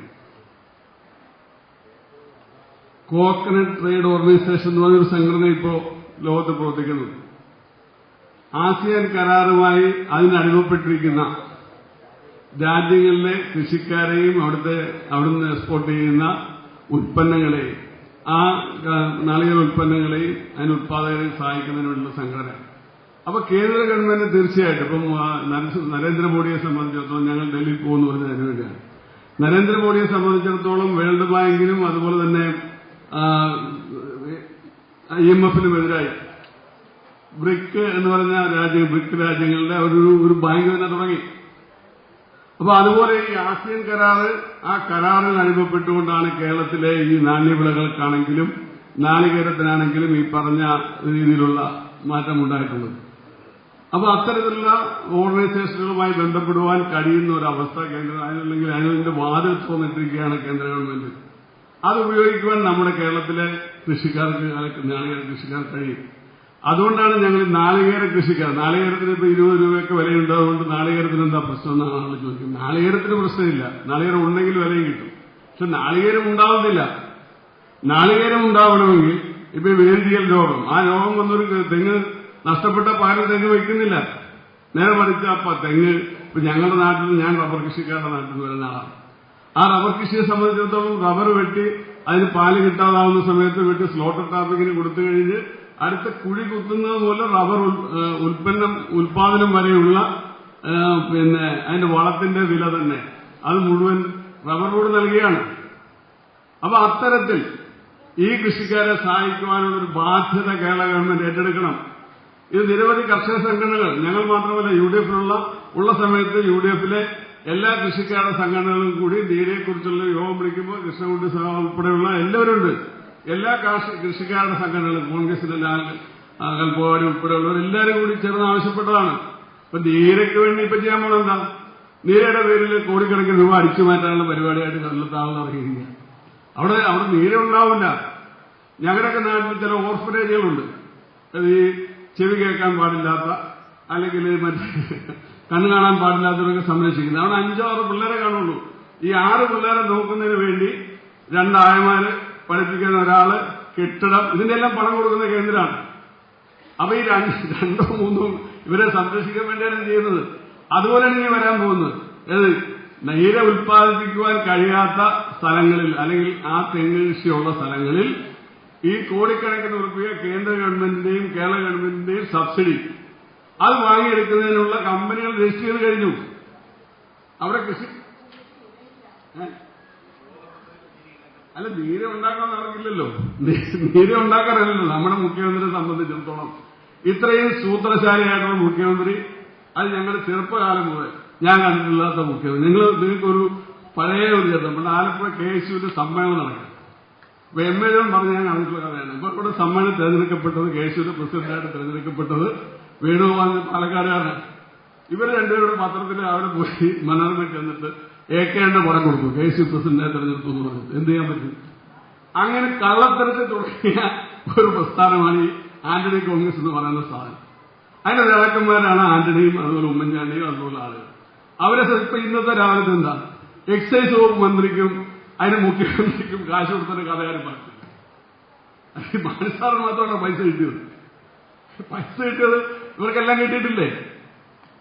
അപ്പൊ അത് നാളെ അത് ഇവരോടെല്ലാം പറഞ്ഞിരിക്കുന്ന ഈ കോടതിയിൽ നിന്ന് ഇങ്ങനെ ഒരു ഉത്തരവ് ഉണ്ടാവും എന്നുള്ള ഉറപ്പ് മുഖ്യമന്ത്രി കൊടുത്തിരിക്കും. എന്നിട്ട് നാട്ടിനടുത്ത് ഞാനാണ് ഏറ്റവും വലിയ മദ്യവർജനക്കാരൻ. സുധീരനൊക്കെ എന്റെ പിന്നാലെ വരുന്നവരാണ്. ഞാനാണ് മദ്യനിരോധനത്തിനും മുൻകൈ എടുത്ത് എവിടെയെങ്കിലും മദ്യം നിരോധിച്ചു.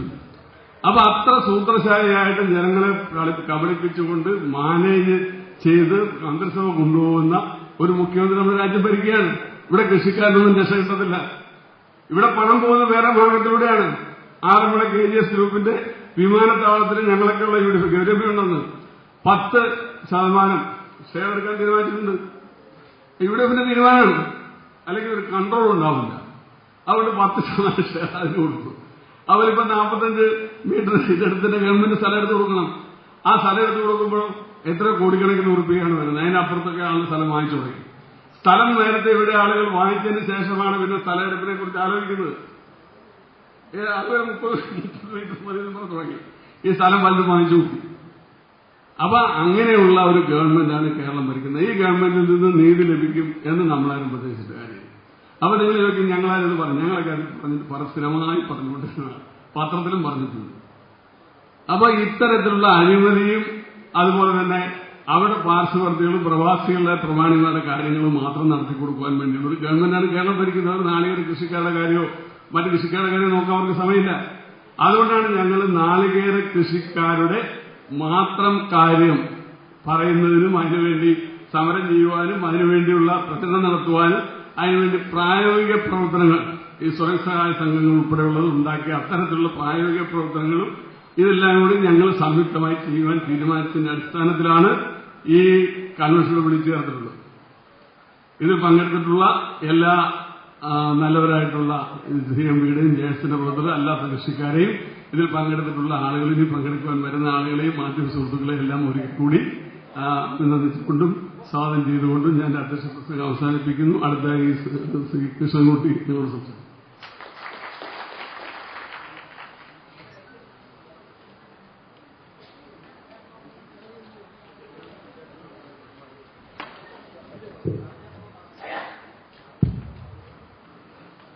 ബഹുമാനപ്പെട്ട ഗൗരിയമ്മ, ബഹുമാനപ്പെട്ട അരവിന്ദാക്ഷൻ, വേദിയിലുള്ള നേതാക്കന്മാരെ, കർഷക സുഹൃത്തുക്കൾ, ഞാൻ തികച്ചും ഒരു കർഷകനായിട്ട് തന്നെയാണ് നിങ്ങളുടെ മുമ്പിൽ സംസാരിക്കുന്നത്.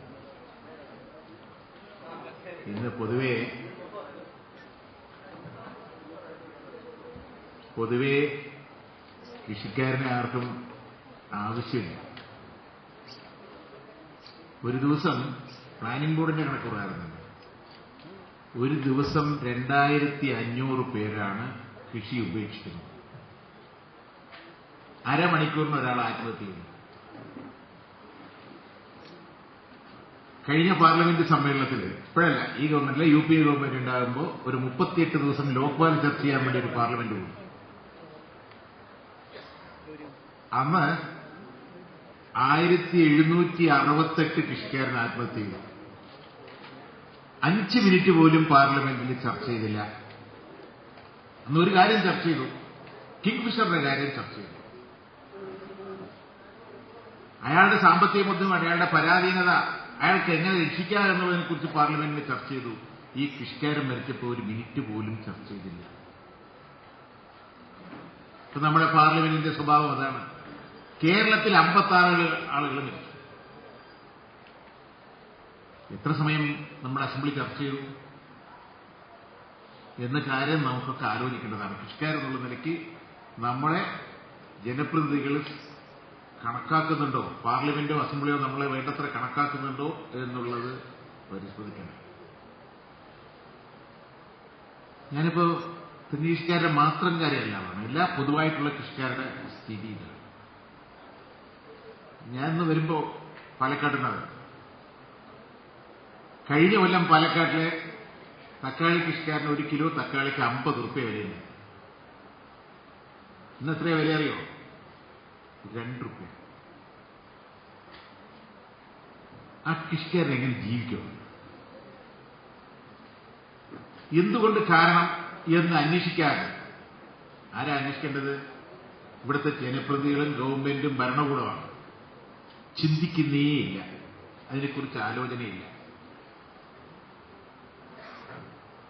ഇനിയിപ്പോ നമ്മൾ തെങ്ങ് കൃഷി ഇപ്പോ കുറച്ച് സന്തോഷത്തിലാണ്. ഞാൻ തെങ്ങ് കൃഷി ഒരു കൃഷിക്കാരനാണ്. ഞാനൊരു ചെറിയ സന്തോഷത്തിലാണ്. നല്ല വില ഇപ്പൊ കിട്ടുന്നുണ്ട് എന്നുള്ളൊരു സന്തോഷം. രോഗം വരുന്നതിന്റെയൊക്കെ വേറെ കാരണം. അത് എത്ര ദിവസം നിൽക്കും എന്നുള്ളതാണ് നമുക്ക് ആലോചിക്കുന്നത്, അല്ലേ? കഴിഞ്ഞ ഗവൺമെന്റിന്റെ കാലത്ത് നമ്മുടെ ശർമ്മ പോയി ആസിയൻ കരാറുമായി ബന്ധപ്പെട്ട രാജ്യങ്ങളുടെ ഉഭയകക്ഷി കരാറുകൾ ഉണ്ടാക്കാൻ തീരുമാനിച്ചു. അതിന്റെ അടിസ്ഥാനത്തിൽ ഫിലിപ്പൈൻസും ഇന്തോനേഷ്യയുമായി കരാർ ഉണ്ടാക്കി വെച്ചു. ഈ മാർച്ചിൽ അത് ഒപ്പിടാൻ പോവുക. അത് ഒപ്പിട്ടാൽ എന്തായിരിക്കും നമ്മുടെ കൃഷിക്കാരുടെ സ്ഥിതി? അത് ഒപ്പിടുന്നതോടുകൂടി ഇപ്പോ കൊച്ചിയില് ടാറ്റയും മാരിക്കോയും ഹിന്ദുസ്ഥാൻ ലിവറിന്റെയും ഓഫീസുകൾ. എന്ന് വെച്ചാൽ ഇവിടുന്ന് എണ്ണ മേടിക്കുന്നത് അവരാണ്. സോപ്പ് ഉണ്ടാക്കുന്നതിനും വ്യവസായ ആവശ്യത്തിനും ഉണ്ടാക്കുന്നത്. കേരളത്തിൽ മാത്രമേ ഭക്ഷ്യ എണ്ണയായിട്ടുള്ളൂ, ബാക്കിയുള്ളതൊക്കെ ഇതാണ്. ആ ഉണ്ടാക്കുന്ന എണ്ണ ഈ മാർച്ച് കഴിഞ്ഞാൽ ഈ 3 ഓഫീസും കൊച്ചിയിൽ നിന്ന് പോകാൻ പോകാണ്. എവിടേക്കാ പോകുന്ന അറിയോ? ഫിലിപ്പൈൻസിലേക്ക് പോകാൻ പോകും. അപ്പോ കേരളത്തിൽ ഉണ്ടാക്കുന്ന എണ്ണ മാർക്കറ്റ് മേടിക്കുന്നത് ഈ 3 കമ്പനികളാണ്. ആ 3 കമ്പനികളുടെയും ഓഫീസ് ഫിലിപ്പൈൻസിലേക്ക് മാറാൻ പോകാണ്. അവിടെ നിന്ന് നേരിട്ട് എണ്ണ ഇറക്കുമതി ചെയ്യുന്ന അവസ്ഥ വന്നാൽ എന്തായിരിക്കും കൃഷിക്കാരുടെ സ്ഥിതി? ഒന്നാമത്തെ കാരണം. ഇനി രണ്ടാമത്തെ വേറൊരു കാരണമാണ്. എന്തെങ്കിലും ഒരു റിപ്പോർട്ട്. മിസോറാം തൊട്ട് ആന്ധ്ര, കർണാടക, ഇവിടെ എത്ര ലക്ഷം ടണ്ണാണറിയോ? എത്ര ലക്ഷം ഏക്കറയാണറിയോ കോമയിൽ വെക്കാൻ പോകുന്നത്? മിസോറാം, ത്രിപുര, ആസാം, ആന്ധ്രാപ്രദേശ്, കർണാടക, ഇവിടെ ഫോറസ്റ്റ് വെട്ടിയിട്ടാണ് കോമയിൽ പ്ലാന്റ് ചെയ്യാൻ പോകുന്നത്. ഇവിടെ ഇന്ത്യയിൽ എത്ര ഡിമാൻഡ് ഉണ്ട്, മറ്റു രാജ്യങ്ങളിൽ ഇതിന്റെ ഡിമാൻഡ് എത്രയുണ്ട്, അതിനനുസരിച്ചിട്ടെല്ലാം ഇവിടെ പ്രൊഡക്ഷൻ വരാൻ പോകുന്നു. അതിന്റെ ഫലം വരാണെങ്കിൽ തെങ്ങ് കൃഷി മാത്രമല്ല പോവുക.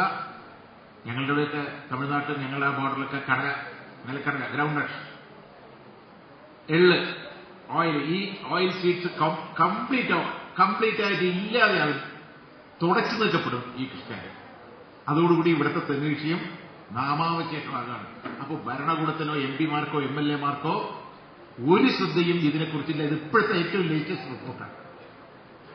ഒരാളതിനെക്കുറിച്ച് ചിന്തിക്കുന്നില്ല, ഒരാളതിനെക്കുറിച്ച് പ്രതികരിക്കുന്നില്ലല്ലോ. ഇപ്പൊ നമ്മുടെ പ്രധാനമന്ത്രി പോയി, അമേരിക്കയിൽ പോയി, ചൈനയിലെ പ്രസിഡന്റിനെ കണ്ടു. ഒപ്പിട്ടു, അല്ല കൈ കൊടുത്തു. കൈ കൊടുത്തപ്പോഴാണ് വേലാന്താവളത്തിലെ കൃഷിക്കാരന് 2 രൂപ ആയത് തക്കാളി. എങ്ങനെ അറിയോ? പ്രോസസ് ചെയ്ത സോസ്, തക്കാളിയുടെ സോസ്, മറ്റേ കൊച്ചപ്പ് അങ്ങനെയുള്ള സാധനങ്ങളുണ്ടല്ലോ, അത് ഇവിടുത്തെ കമ്പനികളിലാണ് പ്രോസസ് ചെയ്യുന്നത്. ഇപ്പൊ അത് മാറി ചൈനയിൽ നിന്ന് പ്രോസസ് ചെയ്ത സാധനങ്ങൾ ഇവിടെ ഇറക്കുമതി ചെയ്യാൻ പറ്റും. അതിന്റെ ഫലം വടകരപ്പതിയിലെ തെന്റെ കൊഴിഞ്ഞാമ്പാറയിലെ പഞ്ചായത്തിലെ കൃഷിക്കാരൻ കഴിഞ്ഞ കൊല്ലം 50 രൂപ വിറ്റത് 2 രൂപയായിട്ടും. റബ്ബർ എന്താണ്? അതന്നെ സ്ഥിതി. റബ്ബർ ഉണ്ടായതെന്താ? റബ്ബറിനും ഇതേ സംഭവം തന്നെയാണ് ഉണ്ടാകാൻ പോകുന്നത്. ഇനി ഇത് അടുത്ത് ഞാൻ പറഞ്ഞല്ലോ, മാർച്ച് കഴിഞ്ഞാൽ കുരുമുളക് വരാൻ പോകും. കുരുമുളക് നേരിട്ട് ഇറക്കുമതിയാണ്. ഇന്തോനേഷ്യയിൽ നിന്ന് ഇറക്കുമതി ചെയ്യാൻ ഉള്ള എല്ലാ കരട് എഗ്രിമെന്റും തയ്യാറായി. അത് ഒപ്പിടാൻ പോവുകയാണ്. അത് ഒപ്പിട്ടാൽ ഉണ്ടാകുന്നത് കുരുമുളക് ഇന്തോനേഷ്യയിൽ 1 ഹെക്ടറിൽ 2500 കിലോ ആണ് ഉൽപാദനം. വിയറ്റ്നാമിൽ 1500 കിലോയാണ്. കേരളത്തിൽ 365 കിലോ ആണ് ഉൽപാദനം. ആ 2500 കിലോ ഉൽപാദനമുള്ള ഇന്തോനേഷ്യയിൽ നിന്ന് ഫ്രീ ട്രേഡായിട്ട് ഇവിടെ ഇറക്കുമതി ചെയ്താൽ നമ്മുടെ കുരുമുളക് കൃഷിക്കാരുണ്ടാവുമോ? ഇനി വരാൻ പോകുന്നത് പാല്. ഞങ്ങളുടെ അവിടെയൊക്കെ കൃഷിക്കുണ്ടാവും. അത്യാവശ്യം പ്രത്യേകിച്ചും സ്ത്രീകൾ 2 പശുക്കളെ 1 പശുക്കളെ വളർത്തി. അതുകൊണ്ടാണ് കുട്ടികളുടെ വിദ്യാഭ്യാസം, കുടുംബജീവിതം, ചികിത്സാ ചെലവ് ഇതെല്ലാം നടത്തുന്നത് അതുകൊണ്ടാണ്. ഇപ്പൊ എന്താ, നമ്മുടെ കഴിഞ്ഞ ശർമ്മ തുടങ്ങി വെച്ചു, അല്ല UPA ഗവൺമെന്റ് തുടങ്ങി വെച്ചു. അത് തന്നെ തുടർന്നുകൊണ്ട് ഇപ്പോൾ BJP ഗവൺമെന്റ് ഒപ്പിടാൻ പോവുകയാണ്. യൂറോപ്യൻ യൂണിയനായിട്ട് ഒപ്പിടാൻ പോകുക. ഇപ്പൊ മിൽമ അമൂല് അതിനെതിരായി ശക്തമായ എതിർപ്പ് പ്രകടിപ്പിച്ചു. ആ എതിർപ്പൊക്കെ വേണ്ട വെച്ച് അത് ഒപ്പിടാൻ പോവുക. അപ്പൊ ഉണ്ടാകാൻ പോകുന്ന ഫലം എന്താ? അപ്പോ പാൽപ്പൊടി ഇവിടെ ഇറക്കുമതിക്ക് അനുമതി കൊടുത്തു. 1 ലിറ്റർ പാൽപ്പൊടി, 1 ലിറ്റർ പാലുണ്ടാക്കാൻ 15 രൂപ മതി. ഇപ്പൊ പാലുണ്ടാക്കാൻ 30 രൂപ 32 രൂപ വേണം. ആ 15 രൂപയ്ക്ക് ഇറക്കുമതി ചെയ്താൽ എത്ര സ്ത്രീകളുടെ ആയിരിക്കും ജീവിതം വഴിമുട്ടുക? എത്ര കുടുംബങ്ങൾ അനാഥയാകും? ആ മേഖല തകർന്നു കഴിഞ്ഞാൽ അവസാനം ഈ രാജ്യങ്ങൾ തന്നെ വില 15 രൂപയ്ക്ക് 50 രൂപയാക്കും. അപ്പോഴേ ജനങ്ങൾ അറിയുള്ളൂ, പൊതുജനങ്ങൾ അറിയുള്ളൂ. ആ നയമെടുക്കുമ്പോൾ ഈ നയത്തിനെതിരായി ശബ്ദിക്കേണ്ടവർ ആരെങ്കിലും ഇവിടെ ശബ്ദിക്കുന്നുണ്ടോ? ആരെങ്കിലും മിണ്ടുന്നുണ്ടോ? ഇപ്പോൾ ഈ പ്രശ്നങ്ങളൊക്കെ വരുന്നുണ്ട്. ഇവിടെ കഴിഞ്ഞ ഗവൺമെന്റിന്റെ കാലത്താണ് തോന്നുന്നത്, ഇവിടെ WTO സെല്ല് വെച്ചു, ഒരു സെല്ല് വെച്ചു. ആ സെല്ല് വെച്ച് ഈ വിഷയങ്ങൾ പഠിച്ച് ഗവൺമെന്റിനും ഇന്ത്യ ഗവൺമെന്റിനും അപ്പപ്പോൾ പറയാൻ വേണ്ടിയിട്ടാണ് ഇവിടെ ഒരു സെല്ലിന്. ആ സെല്ലിന്റെ പ്രവർത്തനമുണ്ട്. ഇവിടെ രാജീവ് നാരായണസ്വാമിയാണ് ഇപ്പോൾ വെച്ചിരിക്കുന്നത്. അദ്ദേഹത്തിന് കസേര മാത്രമേ കൊടുത്തുള്ളൂ, ബാക്കി ഓഫീസൊന്നും കൊടുത്തില്ല, വേറെ ഒരു സൗകര്യം കൊടുത്തില്ല. അദ്ദേഹം കൊടുത്ത റിപ്പോർട്ട് പോലും കേന്ദ്ര ഗവൺമെന്റില് അതിന്റെ ഈ ഇറക്കുമതിയിൽ ഉണ്ടാകുന്ന അപകടങ്ങൾ എന്താണെന്നുള്ളതിനെ കുറിച്ച് ചർച്ച ചെയ്യുകയോ അന്വേഷിക്കുകയോ ഒന്നും ചെയ്തില്ല. എന്തുകൊണ്ടാണ് റബ്ബറിന് സംഭരിക്കണം പറഞ്ഞ റബ്ബർ സംഭരിച്ചതുകൊണ്ട് നിൽക്കുമോ? നിൽക്കുകയില്ല. 4000 ഫാക്ടറികളാണ് ഇവിടെ ഉള്ളത് കേരളത്തിലെ റബ്ബറിന്. അതിൽ 2000 എണ്ണവും പൂട്ടിക്കഴിഞ്ഞു. എന്തുകൊണ്ടാ പൂട്ടിയെന്നറിയോ?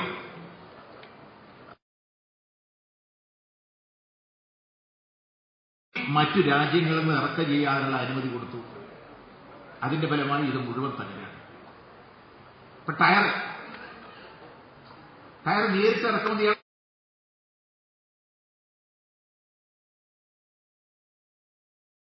മുഖ്യമന്ത്രിയും കുറെ മന്ത്രിമാരും കൂടി 8 മന്ത്രിമാരും കൂടി പോയി മെമ്മോറണ്ടം കൊടുത്തു.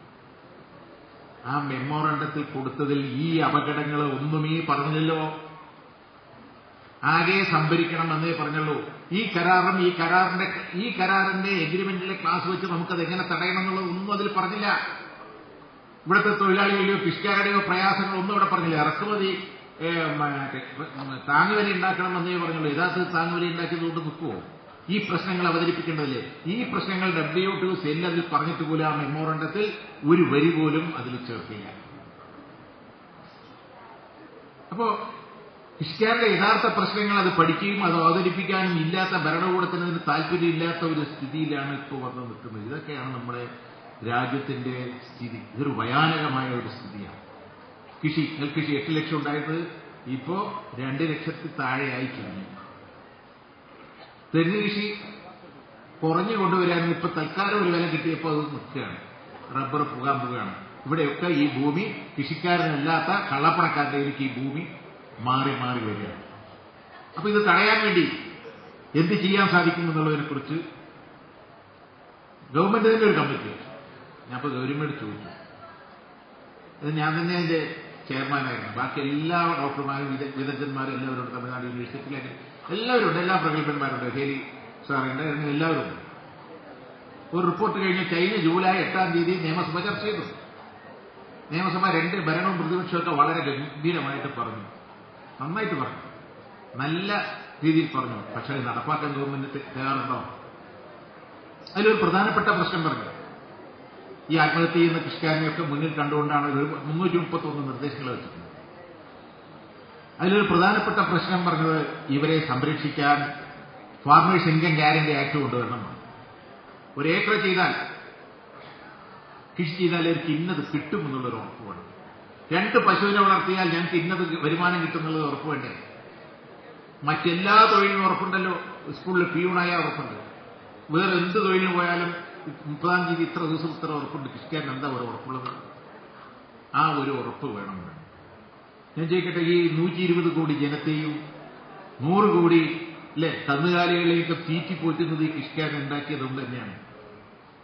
ഇവിടുത്തെ ഭരണാധികാരത്തെയും ഭരണകൂടത്തിനെയും 3 നേരം ഉണ്ണാൻ കൊടുക്കുന്നത് ആരാ? കൃഷിക്കാരൻ ഉണ്ടാക്കിയിട്ട് തന്നെയാണ് ഉണ്ണാൻ കൊടുക്കുന്നത്. ആ ഉണ്ണുമ്പോൾ ഒരു സെക്കൻഡ് പോലും ആ കൃഷിക്കാരനെ ഓർക്കുന്നില്ലല്ലോ ആരും. ആ ഓർക്കണ്ടല്ലോ. ആ ഓർക്കണം തന്നെയാണ് ആ നയത്തിന്റെ പ്രധാനപ്പെട്ട പ്രശ്നം. അപ്പൊ ഇതെങ്ങനെ ഇത്രയും ആളുകൾക്ക്? ഇപ്പൊ ഞാൻ കുറച്ചു കാലം MLA ആയിരുന്നു. എനിക്ക് പെൻഷൻ തരുന്നുണ്ട്. അതുപോലെ ചികിത്സ എന്തെങ്കിലും വന്നാൽ അതിനും പെൻഷൻ തരുന്നത്. എന്താണ്? ജനത്തിന് വേണ്ടി സേവനം ചെയ്തു പറഞ്ഞിട്ടാണ്. അല്ലേ? കൃഷിക്കാരൻ സേവനം ചെയ്യുന്നതല്ലേ? കാലത്ത് ഒരു പശു കറക്കും കാലത്ത് ഭാര്യയും ഭർത്താവും ചാണകം എടുത്ത് കളഞ്ഞ് അത് പാലുണ്ടാക്കി അവന്റെ വീട്ടിൽ ചെലവ് കഴിഞ്ഞ് സമൂഹത്തിന് കൊടുക്കല്ലേ? 2-2.5 ഏക്കറുള്ള നെൽകൃഷിക്കാരനും അല്ലെങ്കിൽ ഗോതമ്പ് കൃഷിക്കാരനും ആ കൃഷിക്കാരൻ അവന്റെ കുടുംബ ചെലവ് തന്നെ ഈ സമൂഹത്തിന് വിറ്റിട്ടല്ലേ രാജ്യത്തിന് തീറ്റിപ്പോറ്റുന്നത്. ഇന്ത്യ ലോകത്തിലെ അരി കയറ്റുമതി ചെയ്യുന്ന 1-ാമത്തെ രാജ്യമാണക്കിയത് ഈ പാവപ്പെട്ട കൃഷിക്കാരൻ. അവനല്ലേ ഈ സമൂഹത്തിന് യഥാർത്ഥത്തിൽ സേവനം ചെയ്യുന്നത്? ആ സമൂഹത്തിന് സേവനം ചെയ്ത് 60 വയസ്സ് കഴിഞ്ഞാൽ അവനെ ആരെങ്കിലും തിരിഞ്ഞു നോക്കാനുണ്ടോ? മക്കൾ പോലും നോക്കുവോ? നോക്കാത്ത അവസ്ഥയില്ലേ? അവനല്ലേ യഥാർത്ഥത്തിൽ സമൂഹത്തിന് വേണ്ടി സേവനം ചെയ്ത് സമൂഹത്തിന് ഭരിച്ച ആളുകൾക്ക് പെൻഷനും മറ്റ് ആനുകൂല്യങ്ങളും മുഴുവൻ ഉണ്ടല്ലോ. ഇവിടെ പോലീസുകാർക്ക് അല്ലേ? ഇവിടെ പോലീസുകാർക്കിപ്പോ ക്യാൻറ്റീനിൽ ടാക്സ് ഇല്ല. അവർക്ക് ഈ പ്രാവശ്യം ഈ ക്രൈസിസിൽ തന്നെ 500 കോടി രൂപയാണ് അതിനുവേണ്ടി ചെലവഴിച്ചത്. എന്താ കൃഷിക്കാരനെ കൊടുത്ത്? മരിച്ചാൽ അവൻ മരിച്ചു പോയതെന്നല്ലേ അന്വേഷിക്കാനുണ്ടോ? അവിടെയാണ് നമ്മൾ പറഞ്ഞത് ഫാർമേഴ്സ് ഇൻകം ഗ്യാരണ്ടി ആക്ട് വേണം. ഒരു ക്ലാസ് 4 ജീവനക്കാരന് കിട്ടുന്ന ആനുകൂല്യമെങ്കിലും എല്ലാ ആനുകൂല്യങ്ങളും കൃഷിക്കാരൻ അവൻ മരിച്ചാൽ ചോദിച്ചു. ഞാനൊരു ചെറിയ ഉദാഹരണം. അവിടെയാണ് ഇതിനെവിടെ നിന്ന് പണം കണ്ടെത്തുന്നതാണ് ചോദിച്ചത് സെക്രട്ടറിമാർ കമ്മിറ്റിയിൽ. എങ്ങനെയാണ് പണം കണ്ടെത്തുക? അപ്പൊ ഞങ്ങൾ പറഞ്ഞു പണം കണ്ടെത്താനുള്ള വഴിയുണ്ട്. നമുക്ക് വഴിയുണ്ടല്ലോ. ഇപ്പൊ നാളികേരം കൊണ്ട് ഉണ്ടാക്കുന്ന സോപ്പിന്റെ വില എത്ര കയറി?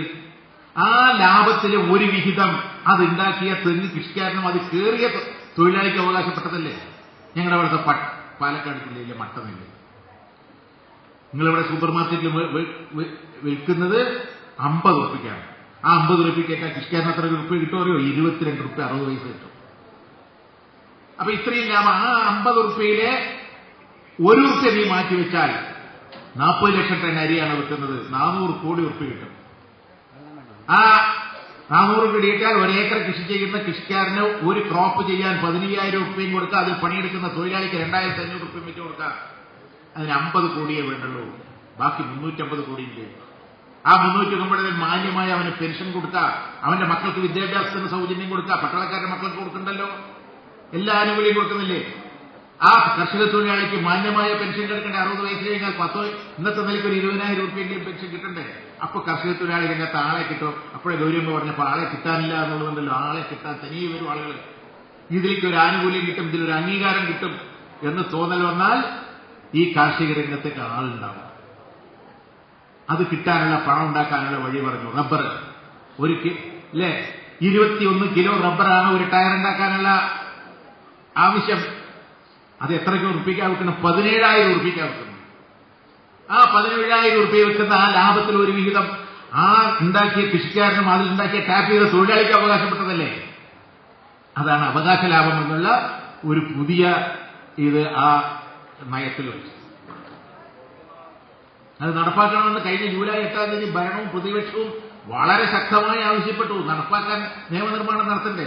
ഈ നിയമനിർമ്മാണം നടത്താൻ ഇതിന് എന്തെങ്കിലും തടസ്സമുണ്ടോ? ഗവൺമെന്റ് അറിയാം നിയമനിർമ്മാണം നടത്തുന്നുണ്ട്. ഞങ്ങളതിന്റെ വക്കീലും ഹൈക്കോടതിയിലെ റിട്ടയർ ചെയ്ത ജഡ്ജിമാരുമായിട്ടൊക്കെ തെളിവെടുത്തു. അതിന് കേരളത്തിൽ പോലും അതിന് നിയമനിർമ്മാണം നടത്താൻ സാധ്യതയുണ്ട് പറഞ്ഞാൽ ഇവിടുത്തെ കൃഷി നിൽക്കില്ലേ? കൃഷിക്കൊരു മാന്യത കിട്ടില്ലേ? കൃഷിക്കാരനെ ഒരു അംഗീകരിക്കില്ലേ? ഇപ്പൊ എന്താ ഐ ടിയിൽ അംഗീകരിക്കുന്നത്? നമ്മുടെ വരുമാനം ഉണ്ടായിട്ടല്ലോ ഐ ടിയിലെ കുട്ടികളെ അംഗീകരിക്കുന്നത്. കൃഷിക്കാരൻ പറഞ്ഞാൽ ഒരു പെൺകുട്ടിയെ കല്യാണം കഴിക്കാൻ കിട്ടാത്ത ആർക്കും വേണ്ട പുച്ഛമാണ്. നിങ്ങൾ ഇതൊന്നും നടപ്പാക്കിയാൽ കൃഷിക്കാരന് അംഗീകാരം കിട്ടില്ലേ? നമുക്ക് സമൂഹത്തിൽ ഒരു മാന്യമായ ഒരു അംഗീകാരം, സമൂഹത്തിന് സേവനം ചെയ്യുന്നവരല്ലേ, അത് വേണമെന്നുള്ളതാണ് ഇതിന്റെ താല്പര്യം. അതിനുവേണ്ടി ഒരു ശബ്ദം ഉയർത്തണം. അതേപോലെ ഞാൻ നേരത്തെ പറഞ്ഞപ്പോൾ തെങ്ങുകൃഷിക്ക് വരാൻ പോകുന്ന ആപത്ത്, ഒരു ഭാഗത്ത് പോമായിലിന്റെ കൃഷിയുടെ ഒരു നിയന്ത്രണവും ഡിമാൻഡൊന്നും മനസ്സിലാക്കാതെ ഒരു എല്ലാ മേഖലയിലും ഫോറസ്റ്റിനെ വെട്ടിമാറ്റിയിട്ടാണ്. ഇവിടെ ഫോറസ്റ്റിൽ ഒരു മരം മുറിച്ച പ്രശ്നം. ഞാൻ പറഞ്ഞ ഈ സ്ഥലങ്ങളിലൊന്നും ഫോറസ്റ്റ് വെട്ടിമാറ്റിയിട്ടാണ് പോമായിലിന്റെ വ്യാപനം വരുന്നത്. അതിന് ഒരു തടസ്സമില്ല. കോക്കനട്ട് ഡെവലപ്മെന്റ് ബോർഡ് അതിനെതിരായി പറയുന്നില്ല, കേരള ഗവൺമെന്റ് അതിനെതിരായി ഒരു ശബ്ദം. അതിന്റെ പുറത്താണ് ഈ മാർച്ച് മാസത്തിൽ വരാൻ പോകുന്ന പുതിയ എഗ്രിമെന്റ്. ആസിയൻ കരാറുമായിട്ട് ഉള്ള ബന്ധത്തിന്റെ പേരിൽ ഇനി ഈ എഗ്രിമെന്റും കൂടി, അത് ഉഭയകക്ഷി എഗ്രിമെന്റാണ്, ആ എഗ്രിമെന്റും കൂടി വെച്ചാൽ നമ്മുടെ തെങ്ങ് കൃഷിയുടെ അവസാനമായിരിക്കും. ഈ ഭൂമിയൊക്കെ കൃഷിക്കാരനല്ലാത്ത ആളുകളുടെയിലേക്ക് ഈ ഭൂമി പോകുന്ന അവസ്ഥ ഇതൊക്കെ നിങ്ങൾ ചർച്ച ചെയ്യണം. ഇതിനൊരു പൊതുവീതി കേരളത്തിൽ ഉണ്ടായി വരണം. കൃഷിക്കാരുടെ പ്രശ്നങ്ങളും അവന്റെ വേദനയും മനസ്സിലാക്കിക്കൊണ്ട് പ്രശ്നങ്ങളും പരിഹാരമാർഗങ്ങളും എന്താണ് എന്നുള്ള ഒരു വ്യക്തമായ ഒരു കാഴ്ചപ്പാടോടുള്ള എല്ലാ കൃഷിക്കാരുടെയും ഒരു വേദി ഉണ്ടാകണം. എന്ന് വെച്ചാൽ റബ്ബർ കൃഷി വില കയറുമ്പോൾ തെങ്ങ് കൃഷിക്കാരൻ, റബ്ബറിന്റെ വില കയറുമ്പോൾ തെങ്ങ് കൃഷിക്കാരൻ സന്തോഷിക്കുകയും തെങ്ങ് കൃഷിക്കാരന്റെ വില താഴുമ്പോൾ റബ്ബർ കൃഷിക്കാരൻ കഴിക്കും, നെല്ലുകാരൻ.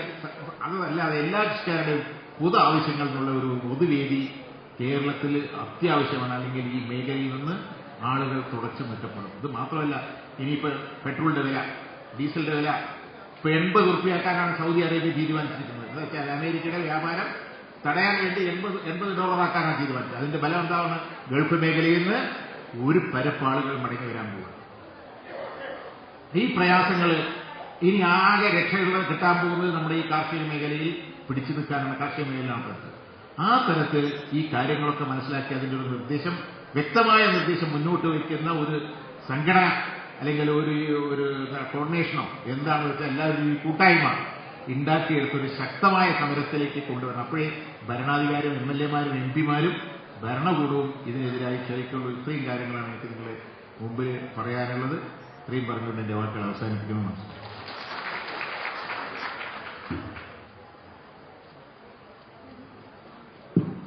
അടുത്തതായി advocate PS Pradeep.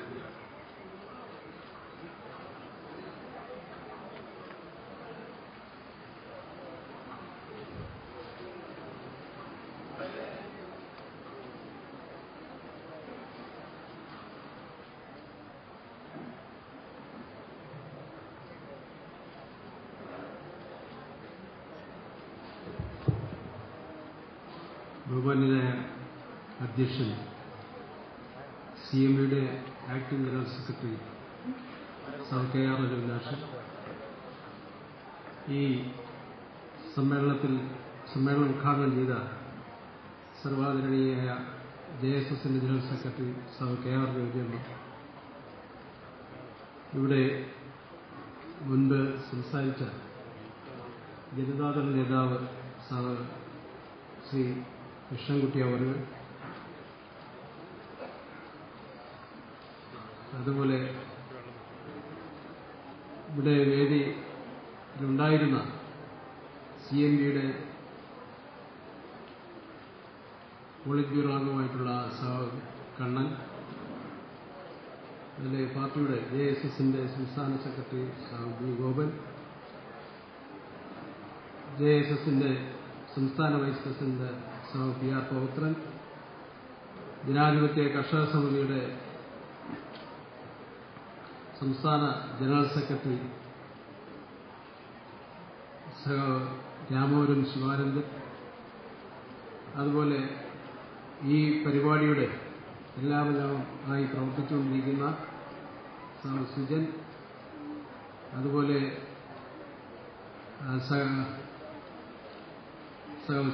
TG Suresh, മറ്റ് JSSന്റെയും അതുപോലെ ഇവിടെ വേദിയിൽ ഉപദേഷ്ടായിരിക്കുന്ന പ്രൊഫസർ ബീനാകുമാരി അവർ, JSSന്റെ സംസ്ഥാന സെക്രട്ടറിമാർ, CMBയുടെ സംസ്ഥാന നേതാവായിട്ടുള്ള അഡ്വക്കേറ്റ് സുഗണൻ, മറ്റ് പാർട്ടിയുടെയും ബഹുജന സംഘടനകളുടെയും സംസ്ഥാന സെക്രട്ടറിമാരെ, കർഷക സുഹൃത്തുക്കളെ, സഹകളെ, വളരെ അർത്ഥപൂർണമായ ഒരു പരിപാടിയാണ് JSSന്റെയും CMBയുടെയും നേതൃത്വത്തിൽ നമ്മൾ സംഘടിപ്പിച്ചിട്ടുള്ളതും. അതുപോലെ ജനതാദൾ നേതാവ് ശ്രീ കൃഷ്ണൻകുട്ടി ex-MLA അവർ നമുക്ക് ഇങ്ങോട്ട് നമ്മുടെ മുമ്പാകെ വെച്ച ഒരു നിർദ്ദേശം, അദ്ദേഹം വളരെ കാര്യമാത്ര പ്രസക്തമായിട്ട് ഉച്ച കഴിഞ്ഞ് ആണ് അദ്ദേഹത്തിന്റെ സെഷൻ. നമ്മൾ ഉച്ച കഴിഞ്ഞത്തെ സെമിനാറിൽ അദ്ദേഹം അധ്യക്ഷനാണ്. പക്ഷെ അദ്ദേഹം പോകരുതെന്ന് വളരെ കൂടുതൽ ഞങ്ങൾ ഈ സമ്മേളനത്തിന് വേണ്ടി അദ്ദേഹത്തിനോട് അഭ്യർത്ഥിക്കുകയാണ്. നമുക്ക് വിലയേറിയ, പ്രത്യേകിച്ചും കാർഷിക മേഖലയിലെ വിഷയങ്ങൾ നേരിടുന്ന, നമ്മുടെ കർഷകർ നേരിടുന്ന വിഷയങ്ങൾ എന്നുള്ള ഒരു വിഷയമാണ് പ്രധാനമായിട്ടും ഉച്ചകഴിഞ്ഞ സെമിനാറിൽ ചർച്ച ചെയ്യപ്പെടുന്നത്. ആ സെമിനാറിൽ അദ്ദേഹത്തിന്റെ സാന്നിധ്യം ഉണ്ടാകണം. അതുപോലെ നമ്മൾ ഇന്നിവിടെ വന്നിട്ടുള്ള എല്ലാ സഖാക്കളുടെയും അതുപോലെ എല്ലാ കർഷക സുഹൃത്തുക്കളുടെയും സാന്നിധ്യവും ആ പരിപാടിക്ക് ഉണ്ടാകണമെന്ന് ആദ്യമായി തന്നെ ഞാൻ അഭ്യർത്ഥിക്കുകയാണ്. കാർഷിക മേഖലയെ സംബന്ധിച്ച് യഥാർത്ഥത്തിൽ പറയുമ്പോൾ നമ്മൾ പ്രധാനമായും ഈ പരിപാടിയുമായി നമ്മൾ ഉന്നമിച്ചിരിക്കുന്നത് പ്രധാനമായിട്ടും തെങ്ങ് കർഷകരുടെ വിഷയമാണ്. നമുക്കറിയാം, ഇവിടെ നേരത്തെ ജനറൽ സെക്രട്ടറി ഗൗരിയമ്മയും അതുപോലെ ഇതിക്ക് മുമ്പ് സംസാരിച്ച അധ്യക്ഷനും അതുപോലെ ശ്രീമാൻ കൃഷ്ണൻകുട്ടിയോടും ഒക്കെ തന്നെ തെങ്ങ് കൃഷി നശിക്കുന്നതിനെ സംബന്ധിച്ച് വളരെ സവിസ്തരം പറയുകയുണ്ടായി. തെങ്ങ് കൃഷിയിലൂടെ ജീവിച്ചവരാണ് നമ്മുടെ മുൻകാല നമ്മുടെ കേരളീയൻ, നമ്മുടെ കൽപ്പവൃക്ഷമാണ് തെങ്ങ്. തെങ്ങിൽ നിന്ന് നമുക്കൊന്നും തന്നെ കളയാനില്ലാത്ത ഒരു നമുക്കറിയാവുന്നതാണ്. തെങ്ങിന്റെ ഓരോ കാര്യവും, ഓല ഉൾപ്പെടെ, കൂമ്പുൾപ്പെടെ, അതിന്റെ തടി ഉൾപ്പെടെ, തേങ്ങയുടെ വെളിച്ചെണ്ണ, എന്തിനു പറയുന്നു, എല്ലാം ഞാൻ പറഞ്ഞാൽ അതിന്റെ വേരെടുത്തു കഴിഞ്ഞാൽ നല്ല ചൂടുള്ള ഇന്ധനമാണിത്. തെങ്ങിന്റെ വേര് നല്ല ചൂട് നൽകുന്ന ഇന്ധനമാണ്. അപ്പൊ ഈ തെങ്ങിനെ നമുക്കൊന്നും തന്നെ കളയാനില്ല. പക്ഷെ ഇന്ന് കേരളത്തിൽ തെങ്ങിൽ നിന്ന് നീര് ഉൽപ്പാദിപ്പിക്കുന്നു എന്നുപോലെയൊക്കെയുള്ള പല വിധത്തിലുള്ള കാര്യങ്ങൾ, നൂതനമായിട്ടുള്ള നമ്മുടെ പല കാര്യങ്ങളും ഉരുത്തിരിഞ്ഞു വരുന്നുണ്ട്. നേരത്തെ ഇവിടെ സംസാരിച്ച കൃഷ്ണൻകുട്ടി MLA പറഞ്ഞ പോലെ നീര ഉൽപാദനവും അതിന്റെ കമ്പനി രൂപീകരണവും ഒക്കെ തന്നെ നടക്കുമ്പോൾ യഥാർത്ഥത്തിൽ ഇതൊക്കെ തന്നെ അതിന്റെ അനുബന്ധ ഉൽപ്പന്നങ്ങൾ ഉണ്ടാകണമെങ്കിൽ തെങ്ങുണ്ടാകണമല്ലോ. കേരളത്തിൽ ഇന്ന് തെങ്ങ് കൃഷി യഥാർത്ഥത്തിൽ സർവനാശത്തിന്റെ പാതയിലാണ്, നമുക്കെല്ലാവർക്കും അറിയാം. കാലാകാലങ്ങളിൽ വരുന്ന സർക്കാരുകൾ യഥാർത്ഥത്തിൽ നമുക്ക് എല്ലാ സർക്കാരുകളും ബഡ്ജറ്റിൽ കുറച്ച് തുക തെങ്ങിന്റെ കാര്യത്തിന് വേണ്ടി മാറ്റിവെക്കുന്നുണ്ട്, തെങ്ങ് കൃഷിക്ക് കർഷകർക്ക് വേണ്ടി മാറ്റിവെക്കുന്നുണ്ട്, വസ്തുതയാണ്. പക്ഷേ ഈ തെങ്ങ് കർഷകർക്ക് മാറ്റിവെക്കുന്ന ഈ തുകകൾ യഥാർത്ഥത്തിൽ അത് കർഷകരിലേക്ക് വ്യക്തമായി ചെല്ലുന്നുണ്ടോ, ചെന്നാൽ തന്നെ ഇത് എത്രത്തോളം കർഷകർ കൃത്യമായി ഉപയോഗിക്കുന്നു എന്നുള്ളത് നമുക്കെല്ലാവർക്കും പരിശോധിച്ചാൽ അത് ആ തരത്തിൽ ഗുണപ്രദമായി യാതൊന്നും നടക്കുന്നില്ല എന്ന് നമുക്ക് മനസ്സിലാവും. സ്ഥിരമായി കൃഷിഭവനിൽ നിന്നും അതിന്റെ ആനുകൂല്യങ്ങൾ പറ്റുന്ന കുറച്ച് കർഷകരുണ്ടാകാം, സ്ഥിരമായി തെങ്ങിൻ തൈ വിതരണത്തിൽ അത് വാങ്ങിച്ചുകൊണ്ട് പോകുന്ന കർഷകരുണ്ടാകാം. പക്ഷേ ഈ തെങ്ങിൻ തൈ കൊണ്ടുവന്ന് വെച്ച് അതിനെ പരിപാലിച്ച് മുന്നോട്ട് കൊണ്ടുപോയി അതിനകത്തുനിന്ന് തേങ്ങ ഉൽപ്പാദിപ്പിക്കുന്ന കാലം വരെ അതിനെ ശുശ്രൂഷിച്ച് വളർത്തിയെടുക്കുന്നതിന് യഥാർത്ഥത്തിൽ ഒരു കർഷകരും കേരളത്തിൽ തയ്യാറാകുന്നില്ല എന്നുള്ളതാണ് വസ്തുത. അതിന് പ്രധാനപ്പെട്ട കാരണം യഥാർത്ഥത്തിൽ ഗൗരിയമ്മ നേരത്തെ സൂചിപ്പിച്ചതുപോലെ കഴിഞ്ഞ 1991 മുതൽ 2001 മുതൽ 2006 വരെയുള്ള കാലഘട്ടത്തിൽ മന്ത്രിയായിരുന്നപ്പോൾ അന്ന് ഉള്ള പഠനത്തിന്റെ അടിസ്ഥാനത്തിൽ വന്നിട്ടുള്ള വേരിയൽ രോഗം, അത് ഏറ്റവും പ്രധാനപ്പെട്ട രോഗം തന്നെയാണ്. എന്നാൽ ആ വേരിയൽ രോഗം പ്രധാനമായിട്ടും കാണുന്നത് പടിഞ്ഞാറൻ മേഖല, ഞങ്ങളുടെ ഈ കടലോര മേഖലകളിലാണ്. കടലോര മേഖലകളിലാണ് തെങ്ങ് കൂടുതൽ സമ്പുഷ്ടമായി വളരുന്നതും അവിടെ തന്നെയാണ്. അപ്പൊ ഈ വേരിയൽ രോഗത്തിന് ഒരു പദ്ധതി ഗൗരിയമ്മ തയ്യാറാക്കിയിരുന്നു. അതാണ് ഇവിടെ നേരത്തെ സൂചിപ്പിച്ചത്. പക്ഷെ ആ പദ്ധതി വളരെ കൂടുതൽ ബന്ധപ്പെട്ടുകൊണ്ട് കേന്ദ്രത്തിന്റെ ധനസഹായവും അവരുടെ അംഗീകാരവും ഒക്കെ നേടി ഇവിടെ വന്നപ്പോൾ ആ ഫണ്ട് വകമാറ്റി ചെലവഴിക്കുക എന്നതാണ് നടന്നുപോയത്. അത് കർഷകന് കിട്ടിയില്ല. ഇവിടെ ഗൗരിയമ്മയുടെ കാലഘട്ടത്തിൽ അത് നടപ്പാക്കാൻ പറ്റിയില്ല. ആ പദ്ധതി എന്ന് പറയുന്ന യഥാർത്ഥത്തിൽ വളരെ ഈ കേരളത്തിലെ കേര കർഷകരെയും അതുപോലെ തെങ്ങ് കൃഷിയെയും പരിപോഷിപ്പിച്ച് എടുക്കുന്നതിനുള്ള ഒരു പ്രധാനപ്പെട്ട പദ്ധതിയായിരുന്നു. ആ പദ്ധതി നടപ്പാക്കാൻ യഥാർത്ഥത്തിൽ സാധിച്ചില്ല. ആ പദ്ധതിയുടെ ഒരു ബീജം യഥാർത്ഥത്തിൽ ഗൗരിയമ്മയുടെ മനസ്സിൽ കിടന്നതുകൊണ്ട് മാത്രമാണ് യഥാർത്ഥത്തിൽ ഇത്തരത്തിൽ കേരളത്തിൽ ഇന്ന് നശിച്ചുകൊണ്ടിരിക്കുന്ന ഈ തെങ്ങ് കൃഷിയെ പുനരുജ്ജീവിപ്പിച്ചെടുക്കുന്നതിന് നമ്മൾ സ്ഥിരമായ ഒരു സംവിധാനവുമായി മുന്നോട്ട് പോകണം. നമ്മൾ ഒരു മുദ്രാവാക്യമായി ഏറ്റെടുത്തുകൊണ്ട് താഴെ തലത്തിലെ ജനങ്ങളിലേക്ക് ഇതിന്റെ അവബോധം സൃഷ്ടിക്കുന്ന രീതിയിലുള്ള പ്രവർത്തനങ്ങൾ നമ്മുടെ ഭാഗത്തുനിന്നുണ്ടാകണം. അതുപോലെ സർക്കാരിന്റെ കണ്ണു തുറപ്പിക്കുന്ന രീതിയിൽ യഥാർത്ഥത്തിൽ കൃഷി വകുപ്പുമായി ബന്ധപ്പെട്ട് ആ ഉദ്യോഗസ്ഥന്മാരാകട്ടെ അല്ലെ സർക്കാരുകൾ ഇപ്പോഴും ഏതാണ്ടൊക്കെ കൊടുക്കുമെന്ന് പറഞ്ഞിട്ടുണ്ട്. പക്ഷേ ഇതൊന്നും യഥാർത്ഥ കർഷകർക്ക് അല്ലെങ്കിൽ അവരുടെ പ്രശ്നങ്ങൾ പരിഹരിക്കുകയോ അവരെ പഠിക്കുകയോ ചെയ്തുകൊണ്ടല്ല. തേങ്ങയ്ക്ക് വിലയുണ്ടെന്ന് പറഞ്ഞിട്ട് കാര്യമില്ല. തേങ്ങയില്ല. അവിടെ എനിക്കറിയില്ല, പാലക്കാട്ടെ സംബന്ധിച്ച് ചിലപ്പോൾ കുറച്ചുകൂടെ രോഗത്തിനും കുറവായിരിക്കാം. പക്ഷേ യഥാർത്ഥത്തിൽ ഈ തേങ്ങയുടെ ഉത്പാദനം കുറവാണ്. തേങ്ങയുടെ ഉത്പാദനം കുറവായി പോയതുകൊണ്ട് തെങ്ങ് കൂടുതൽ കൃഷി കുറച്ച് രൂപയുടെ വില താഴോട്ട് വന്നാൽ പോലും യഥാർത്ഥത്തിൽ സാധാരണക്കാരനൊന്ന് തേങ്ങ അരയ്ക്കാൻ പറ്റുന്നില്ല എന്നുള്ള വസ്തുത. ഈ സിറ്റി പ്രദേശങ്ങളിലൊക്കെ പട്ടണ പ്രദേശങ്ങളിൽ താമസിക്കുന്ന ഒരു പാവപ്പെട്ടവന് യഥാർത്ഥത്തിൽ ഇപ്പൊ തേങ്ങ കൊണ്ടുള്ള ഭക്ഷണം കഴിക്കാൻ പറ്റാത്ത സ്ഥിതിവിശേഷം സമാധാനമായി എണ്ണ തേക്കാൻ പോലും പറ്റാത്ത സ്ഥിതിവിശേഷമാണ്. അപ്പം നമ്മൾ ഇത് മുൻകൈ എടുത്തുകൊണ്ട് ഞാൻ ചുരുക്കുകയാണ്.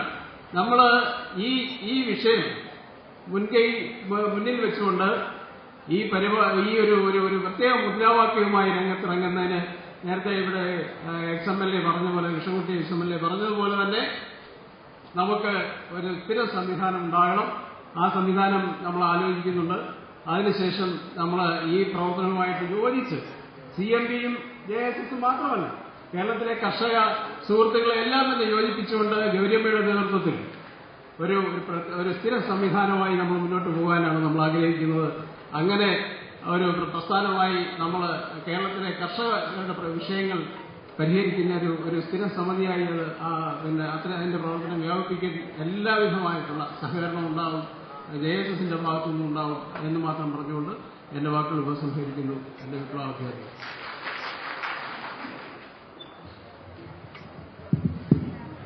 സഹവാർത്തികൾ സൂണ്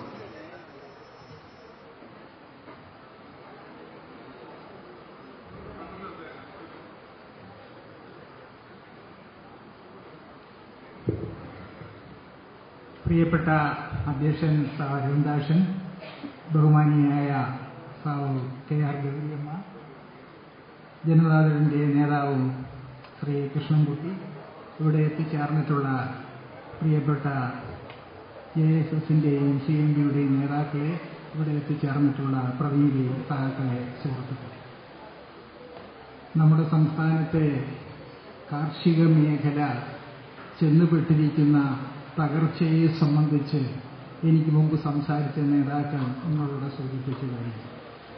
കേരളത്തെ സംബന്ധിച്ചിടത്തോളം ഏറ്റവും പ്രധാനപ്പെട്ട ഒരു കാർഷികോൽപ്പന്നമാണ് നാളികേരം എന്നുള്ള കാര്യത്തിൽ യാതൊരു തർക്കമില്ല. കേരളം തന്നെ നാളികേരത്തിന്റെ പേരിലാണല്ലോ അറിയപ്പെടുന്നത്.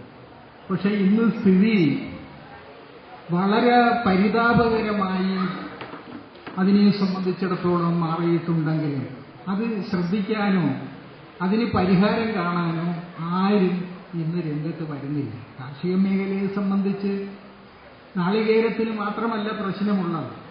നേരത്തെ ഇവിടെ പലരും സൂചിപ്പിച്ചു, നമ്മുടെ മന്ത്രിമാർ 8 പേർ ചേർന്ന് കേന്ദ്രത്തിൽ പോയി മുഖ്യമന്ത്രിയുടെ നേതൃത്വത്തിൽ റബ്ബറിന്റെ ഏറ്റവും ഗുരുതരമായ പ്രശ്നം കേന്ദ്ര ഗവൺമെന്റ് ശ്രദ്ധയിൽപ്പെടുത്താനാണ് പോയത്.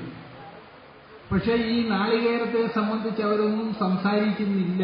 ഇപ്പൊ നാളികേരത്തെ സംബന്ധിച്ച് പറയുമ്പോൾ ഇന്ന് ഈ സമ്മേളനം നടക്കുന്ന സമയത്ത് നാളികേരത്തിന് വിലയുണ്ട്. പക്ഷെ ഈ വിലയെന്ന് പറഞ്ഞാൽ സാധനമില്ലല്ലോ. ഞങ്ങളെല്ലാം നാളികേര കൃഷിക്കാരാണ്. നേരത്തെ കിട്ടിയിരുന്നതിന്റെ 1/4 പോലും തേങ്ങ ഇന്ന് കിട്ടുന്നില്ല. എല്ലാ ആളുകളെയും സംബന്ധിച്ചതാണ്. അതിന്റെ എണ്ണം മുമ്പുണ്ടായിരുന്ന അത്രത്തോളം കൃഷി ഈ സംസ്ഥാനത്തുണ്ടോ? അതെല്ലാം തന്നെ യഥാർത്ഥത്തിൽ പകുതിയായും 1/3 എല്ലാം കുറഞ്ഞിരിക്കുകയാണ്. രോഗങ്ങൾ പിടിപെട്ട് തേങ്ങ മാത്രമല്ല, ഇപ്പൊ ഈ കയർ തൊഴിലാളികളെയൊക്കെ നേരിട്ട് ബാധിക്കുന്ന ചകിരി ഉൽപ്പാദിപ്പിക്കാൻ കഴിയുന്നുള്ളൂ. ചകിരി എടുക്കാൻ കഴിയുന്ന നാളികേരം തന്നെ വളരെ റെയറാണ്. എല്ലാം ഈ കൂന് ഇതായിട്ടുള്ള തേങ്ങ, വളരെ ചെറിയ തേങ്ങ, ഒന്നിനും കൊള്ളാത്ത തേങ്ങ എന്നുള്ള നിലയിൽ ഉൽപ്പാദനം ചെന്നെത്തിയിരിക്കുന്നു. നേരത്തെ ഇപ്പൊ ഗൗരിയമ്മ തന്നെ പറഞ്ഞു, ആറ്റിങ്ങൽ ആറിന് വടക്കും ചാലക്കുടി പുഴയ്ക്ക് തെക്കുമാണ് ഈ നാളികേരത്തെ സംബന്ധിച്ച് ഉള്ള രോഗങ്ങൾ നേരത്തെ ഉണ്ടായിരുന്നു. അതെല്ലാം പഴയ കഥയാണ്. എല്ലാ പ്രദേശത്തും,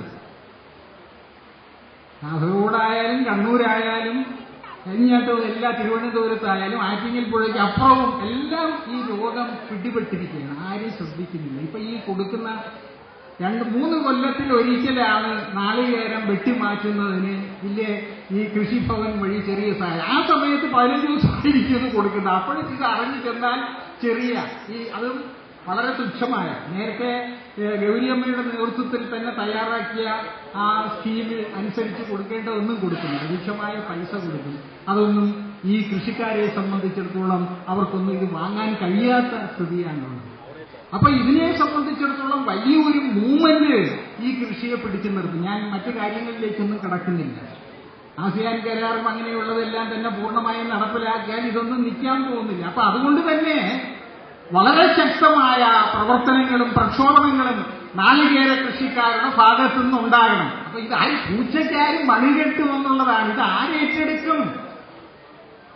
ഇത് ഏറ്റെടുക്കാൻ മറ്റാരുമില്ല. വിലയുടെ മാത്രം പ്രശ്നമല്ല. ഈ കൃഷി പിടിച്ചു നിർത്തണമെങ്കിൽ ഇപ്പൊ മറ്റു ചില നാണ്യവിളകൾക്ക് കൊടുക്കുന്ന സഹായം കേന്ദ്ര ഗവൺമെന്റ് തന്നെ കൊടുക്കണം. ഇപ്പൊ റബ്ബറിന് അതുപോലുള്ള കൃഷികൾക്ക് കൊടുക്കുന്നുണ്ടല്ലോ. 1 ഹെക്ടറിന് 25,000 രൂപ വരെ ഈ കൃഷി ചെയ്യുന്നതിനുള്ള തൈ വയ്ക്കുന്നതിനും 3 കൊല്ലക്കാലം സബ്സിഡി കൊടുക്കുന്നുണ്ട്. അതുപോലുള്ള സഹായം കിട്ടാതെ ഈ നാളികേര കൃഷി നിൽക്കാൻ പോകുന്നില്ല. അപ്പൊ കേന്ദ്ര ഗവൺമെന്റിന്റെ ഭാഗത്തുനിന്ന് ശക്തമായ തീരുമാനം വരണം. അതിന് സംസ്ഥാന ഗവൺമെന്റ് ഇനിഷ്യേറ്റീവ് എടുക്കണം. ഉമ്മൻചാണ്ടിയുടെ നേതൃത്വത്തിലുള്ള സർക്കാരായാലും ഏത് സർക്കാരായാലും അതിനുവേണ്ടി കുറച്ച് മെനക്കെടണം. അപ്പൊ അവരെ കൊണ്ട് അതെല്ലാം ചെയ്യിക്കുന്നതിന് വേണ്ടിയുള്ള ശക്തമായ മൂവ്മെന്റ് വരണം. അത് തൽക്കാലം നമുക്കിപ്പോ ഉള്ളവർക്ക് ചോദിച്ച് തുടങ്ങാം. JSSഉം CMPയും നമ്മുടെ കൃഷ്ണൻകുട്ടി സാറിന്റെ നേതൃത്വത്തിലുള്ള പാർട്ടിയും എല്ലാം കൂടി യോജിച്ച് സജീവമായി മുന്നോട്ട് വന്നാൽ ഒരു പരിധിവരെ ഈ മേഖലയിലെ ഈ ദുസ്ഥിതിക്ക് കുറച്ചെങ്കിലും പരിഹാരം കാണാൻ കഴിയും. ആ നിലയിലുള്ള തീരുമാനം ഈ കൺവെൻഷനിൽ ഉണ്ടാകണമെന്ന് മാത്രം അഭ്യർത്ഥിച്ചുകൊണ്ട് ഞാൻ എന്റെ വാക്കുകൾ സ്മരിക്കുന്നു. നിങ്ങൾക്ക് നമസ്കാരം.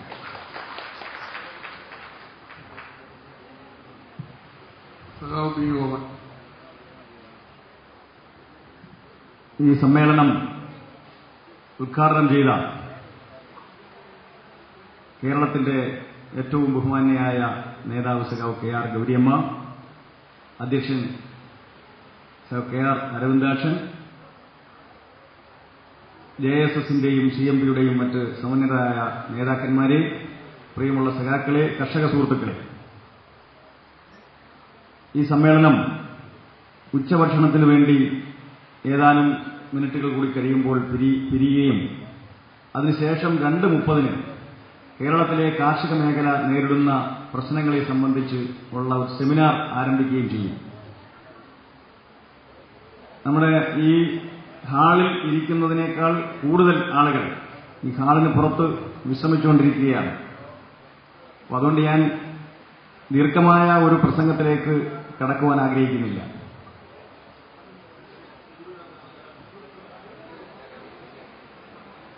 കേരളത്തിൽ സുദീർഘമായ ഒരു കാലഘട്ടത്തിൽ കൃഷി വകുപ്പ് മന്ത്രിയായി സേവനം അനുഷ്ഠിച്ച നേതാവാണ് സഖാവ് ഗൗരിയമ്മ. ഗൗരിയമ്മ കഴിഞ്ഞ കുറേ നാളുകളായി ഞങ്ങളോടൊക്കെ പറയാറുണ്ട്, കേരളം എന്ന പേര് കിട്ടിയത് തന്നെ നാളികേരത്തിൽ നിന്നാണ്. പക്ഷെ നാളികേരം കൃഷി നാശോന്മുഖമായിക്കൊണ്ടിരിക്കുകയാണ്. നാളികേര കർഷകരെ ബാധിക്കുന്ന പ്രശ്നങ്ങളെക്കുറിച്ച് ചർച്ച ചെയ്യുന്നതിനോ അതിന് പരിഹാരം കണ്ടെത്തുന്നതിനോ കേരളത്തിൽ ഒരു രാഷ്ട്രീയ പാർട്ടിയും തയ്യാറാകുന്നില്ല, ഒരു സംഘടനയും തയ്യാറാകുന്നില്ല. നേരെ മറിച്ച് നമ്മുടെ മലയോര കർഷകർ JSSO ഗൗരിയമ്മയോ അല്ലെങ്കിൽ CMBയോ ഒന്നും ആ വിഭാഗക്കാർക്കെതിരല്ല ഒരു കാലഘട്ടത്തിൽ. പക്ഷേ ഇവിടെ പലപ്പോൾ സൂചിപ്പിക്കപ്പെട്ടതുപോലെ റബ്ബർ കൃഷിക്കാർക്ക് എന്തെങ്കിലും ഒരു ചെറിയ കോട്ടം സംഭവിച്ചാൽ, അവർക്ക് എന്തെങ്കിലും ഒരു പ്രശ്നമുണ്ടായാൽ കേരള കോൺഗ്രസ് എന്ന് പറയുന്ന ഒരു പ്രധാന പാർട്ടി, ആ കേരള കോൺഗ്രസ് എന്ന പേരിലുള്ള പാർട്ടികൾ, നിരവധി പാർട്ടികൾ, അവരെല്ലാം ഈ റബ്ബർ കർഷകർക്ക് വേണ്ടി രൂപപ്പെട്ട് പ്രവർത്തിച്ചു വരുന്ന പാർട്ടികളാണ്. അടുത്ത കാലത്ത് തന്നെ റബ്ബറിന്റെ വില കുറഞ്ഞപ്പോൾ മുഖ്യമന്ത്രി ഉമ്മൻചാണ്ടി 8 മന്ത്രിമാരുമായിട്ടാണ് ഡൽഹിയിൽ പോയി ആദ്യമായി നരേന്ദ്രമോദി പ്രധാനമന്ത്രിയായതിനു ശേഷം അദ്ദേഹം ആദ്യമായി ചർച്ച നടത്തുന്നത് റബ്ബറിന്റെ വില വർദ്ധിപ്പിക്കുവാൻ നടപടിയെടുക്കണം, റബ്ബറിന്റെ ഇറക്കുമതി തീരുവ വർദ്ധിപ്പിക്കണം, 50% കണ്ട് വർദ്ധിപ്പിക്കണം, നരേന്ദ്രമോദി പ്രഖ്യാപിച്ചിരിക്കുന്ന മേക്ക് ഇൻ ഇന്ത്യ എന്ന് പറയുന്ന പദ്ധതിയിൽ റബ്ബറും റബ്ബർ അധിഷ്ഠിത വ്യവസായത്തെയും ഉൾപ്പെടുത്തണം, കേരളത്തിലെ സകലമാന റോഡുകളും റബ്ബറൈസ്ഡ് ആക്കണം എന്നൊക്കെ പറഞ്ഞുകൊണ്ട് റബ്ബർ കർഷകരെ സംരക്ഷിക്കണമെന്ന് പറഞ്ഞുകൊണ്ട് വളരെ ശക്തമായി ഉമ്മൻചാണ്ടിയും മാണിയും എല്ലാം കൂടെ കുതിച്ചുചാടി പോവുകയായിരുന്നു ഡൽഹിയിലേക്ക്. എന്നാൽ നാളികേര കർഷകർ പാർശ്വവൽക്കരിക്കപ്പെട്ടു പോയ ഒരു കർഷക വിഭാഗമാണ്. നെൽകർഷകരെ പോലെ തന്നെ ഇവിടെ കൃഷ്ണൻകുട്ടി ചേട്ടനൊക്കെ അതിനെക്കുറിച്ച് സമഗ്രമായി പ്രതിപാദിച്ചു കഴിഞ്ഞു. നെൽകർഷകരും നാളികേര കർഷകരും ഒക്കെ പാർശ്വവൽക്കരിക്കപ്പെട്ട, അന്യം നിന്നു പോകുന്ന ഒരു കാർഷിക സമൂഹമാണ് കേരളത്തിലെ. അപ്പൊ അവർക്ക് വേണ്ടി വാദിക്കാൻ ആരുമില്ല, അവരുടെ പ്രശ്നങ്ങൾക്ക് വേണ്ടി പ്രക്ഷോഭമുയർത്താൻ, ശബ്ദമുയർത്താൻ ഗൗരിയമ്മ പറഞ്ഞ ഒരു വാചകം ഞാൻ ശ്രദ്ധയോടുകൂടി കേട്ടിരിക്കുകയായിരുന്നു. കരയുന്ന കുഞ്ഞിനെ പാലുള്ളൂവെന്ന്. കരയുന്ന കുഞ്ഞിനെ പാലുള്ളൂ എന്ന് പറഞ്ഞതുപോലെ കേരളത്തിലെ നാളികേര കർഷകർ, അവർക്ക് വേണ്ടി കരയാൻ, അവർക്ക് വേണ്ടി വാദിക്കാൻ, അവർക്ക് വേണ്ടി സമരം ചെയ്യാൻ ഒരു രാഷ്ട്രീയ പാർട്ടിയും തയ്യാറാകാത്ത സാഹചര്യത്തിലാണ് കേരളത്തിന്റെ പ്രിയപ്പെട്ട നേതാവ് സഖാവ് ഗൗരിയമ്മ എല്ലാ ബുദ്ധിമുട്ടുകളും മാറ്റിവെച്ചുകൊണ്ട് നാളികേര കർഷകരുടെ പ്രശ്നങ്ങളെ രാഷ്ട്രീയത്തിനപ്പുറത്തേക്കാണിത്. ഇതൊരു രാഷ്ട്രീയമല്ല, ഇതിനകത്തൊരു രാഷ്ട്രീയമില്ല. ആ പ്രശ്നത്തിലേക്ക് ഗൗരിയമ്മ ഒരു കമ്മ്യൂണിസ്റ്റുകാരന്റെ ജീവിതം അവസാനമില്ലാത്ത പോരാട്ടമാണെന്ന് പ്രഖ്യാപിച്ചുകൊണ്ട് നാളികേര കർഷകർക്ക് വേണ്ടി ശബ്ദിക്കുവാൻ ശക്തമായി മുന്നോട്ട് വന്നത് ഗൗരിയമ്മ ആണ്. ഈ ആശയം മുന്നോട്ട് വെച്ചതും ഗൗരിയമ്മയാണ് ഇതിനുവേണ്ടി ഏറ്റവും കൂടുതൽ ബുദ്ധിമുട്ടിയത്. ആ നാളികേര കൃഷിയുമായി ബന്ധപ്പെട്ട് ഗൗരിയമ്മയ്ക്ക് അത്തരത്തിലുള്ള അഭേദ്യമായ ബന്ധമുണ്ട്. ഞാൻ ഇന്നലെ വളരെ യാദൃച്ഛികമായി ഇവിടെ കൊല്ലം ശ്രീനാരായണ കോളേജിന്റെ ദീർഘകാലം പ്രിൻസിപ്പളായിരുന്ന ഗൗരിയമ്മയായിട്ടൊക്കെ അടുത്ത ബന്ധം പുലർത്തുന്ന പ്രൊഫസർ ശശികുമാർ, അദ്ദേഹം നമ്മുടെ ശ്രീബുദ്ധ എഞ്ചിനീയറിംഗ് കോളേജിന്റെ ചെയർമാനാണ്. അദ്ദേഹം നിരവധി വിദ്യാഭ്യാസ സ്ഥാപനങ്ങൾ നടത്തുന്ന ആളാണ്. ഞാൻ അദ്ദേഹവുമായിട്ട് സംസാരിച്ചപ്പോൾ അദ്ദേഹം നമ്മുടെ മെഴുവേലിക്കാരനാണ്. അദ്ദേഹം രാജൻ ബാബുവിന്റെ സഹപാഠിയായിരുന്നു. അപ്പൊ ഇങ്ങനെ കാര്യങ്ങൾ സംസാരിച്ചപ്പോൾ അദ്ദേഹം പറഞ്ഞു, ഞങ്ങൾ നാളികേര കർഷകരുടെ പ്രശ്നങ്ങൾ ഏറ്റെടുത്തുകൊണ്ട് ഒരു പ്രക്ഷോഭം നടത്താൻ പോവുകയാണ്. ഗൗരിയമ്മയെക്കുറിച്ചും JSSനെ കുറിച്ചൊക്കെ പുള്ളി തിരക്കി. അപ്പോൾ ഞാൻ പറഞ്ഞു, ഞങ്ങൾ നാളെ ഇങ്ങനെ സമരം നടക്കുന്നുണ്ട് എന്ന് പറഞ്ഞു.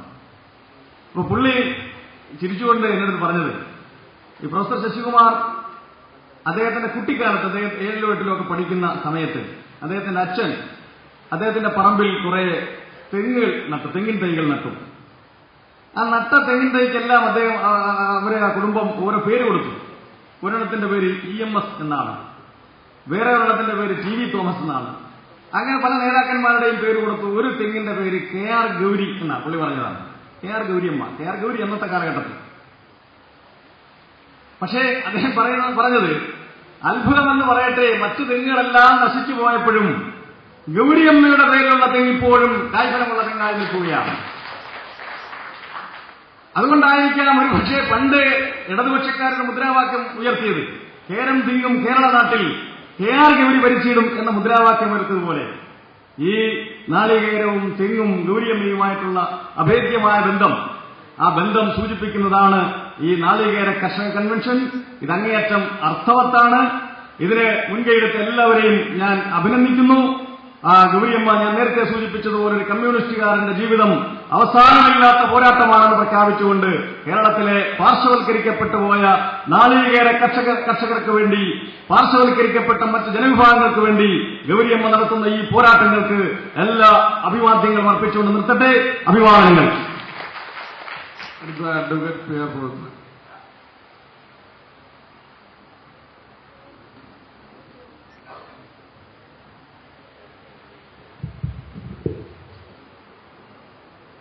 നമ്മുടെ കൺവെൻഷൻ ഉദ്ഘാടനം ചെയ്ത ആരാധ്യായ കെ ആർ ഗൗരിയമ്മ, ഈ യോഗത്തിൽ അധ്യക്ഷം വഹിക്കുന്ന ബഹുമാനപ്പെട്ട കെ ആർ അരവിന്ദാക്ഷൻ, സ്റ്റേജിലും വേദിയിലിരിക്കുന്ന പ്രിയപ്പെട്ട നേതാക്കന്മാരെ, സുഹൃത്തുക്കളെ, 1 മണിക്ക് ചോറ് വിളമ്പാൻ സമയമായി. മീറ്റിംഗും അടുത്തിട്ട് വെളിയിൽ പോയ ആളുകൾ ഇരിക്കുക. നമ്മളിത് ഒരു രാഷ്ട്രീയ മീറ്റിംഗ് അല്ല. കേര കർഷകർ നേരിടുന്ന പ്രശ്നങ്ങളെപ്പറ്റി പറയാൻ ഒരു രാഷ്ട്രീയ പാർട്ടിയും ഇല്ലാത്ത ഒരു സന്ദർഭത്തിൽ അത് മാത്രം മനസ്സിൽ കൊണ്ടുനടക്കുന്ന കെ ആർ ഗൗരിയമ്മയുടെ മനസ്സിലുദിച്ച ഒരു കൺവെൻഷൻ.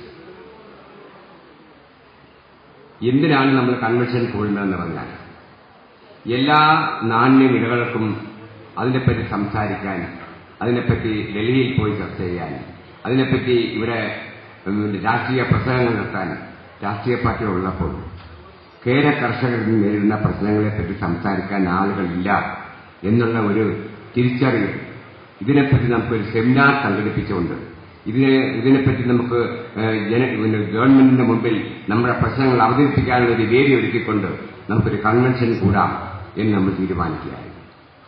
പിന്നെ ഗൗരിയമ്മ പറഞ്ഞതിനോട് യോജിച്ച് അരവിന്ദാക്ഷൻ സഖാവും കൂടി, ഇപ്പം കൃഷ്ണൻകുട്ടിയും കൂടി നമ്മളിങ്ങനെ ഒരു ബഹുജന പ്രക്ഷോഭമായിട്ട് ഇത് നമ്മുടെ ഒരു ആവശ്യമാണ്.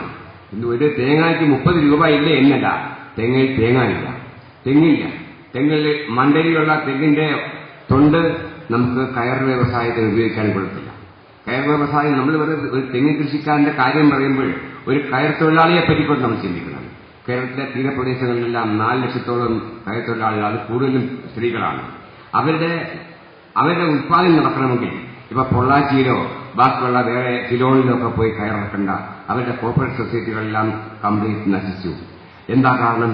കേരളത്തിൽ തേങ്ങയില്ല, തേങ്ങയുടെ തൊണ്ടില്ല, തൊണ്ട് തല്ലാൻ ആളില്ല, അല്ലെങ്കിൽ തൊണ്ട് തല്ലിയാൽ ആ തല്ലിനകത്തുനിന്ന് കയറിപ്പിക്കാൻ കൊള്ളാമെന്ന് ചകരി കിട്ടുന്നില്ല. അപ്പൊ ഇതൊരു വലിയൊരു സാമൂഹിക പ്രശ്നമാണ്. നമ്മൾ രാഷ്ട്രീയം പറയുമ്പോൾ രാഷ്ട്രീയത്തിനതീതമായിട്ട് ഓരോ വ്യക്തിയുടെയും ജീവൽ പ്രശ്നം, അതിനെപ്പറ്റി ചർച്ച ചെയ്യാൻ ആരുമില്ല എന്നുള്ളതാണ്.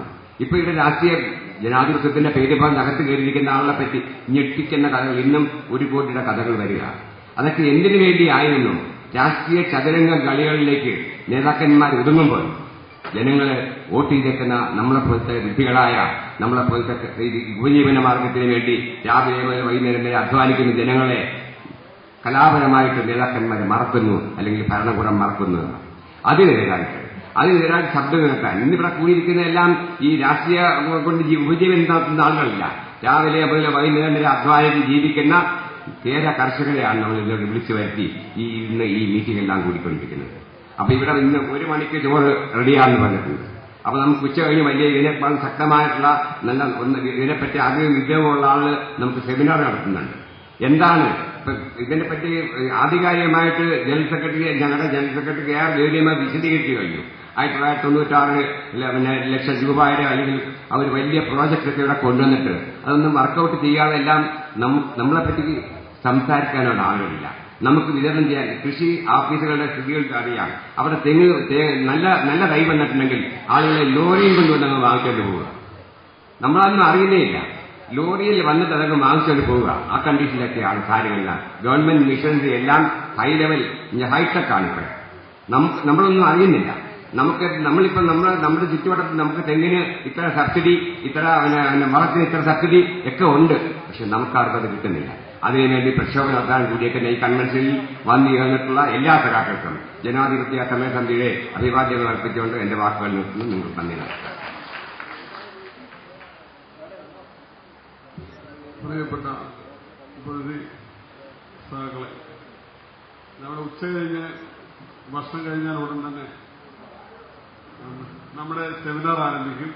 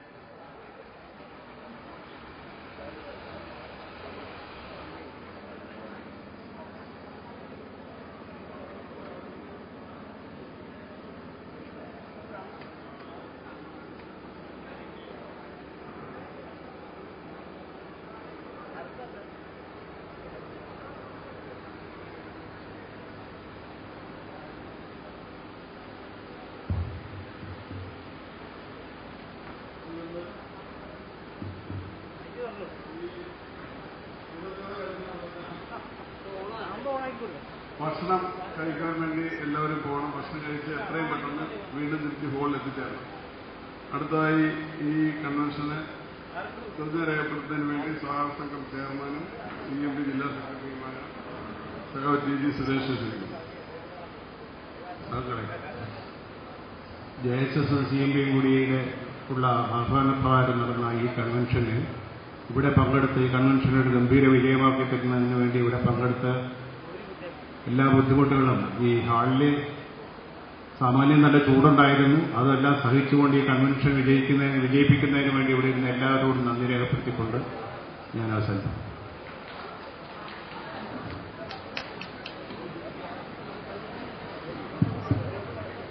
ഈ രാവിലത്തെ സെഷൻ അവസാനിച്ചിരിക്കുന്നു. എല്ലാവരും ഭക്ഷണം കഴിഞ്ഞിട്ട് എത്രയും പെട്ടെന്ന് ഇവിടെ തിരിച്ചെത്തണം.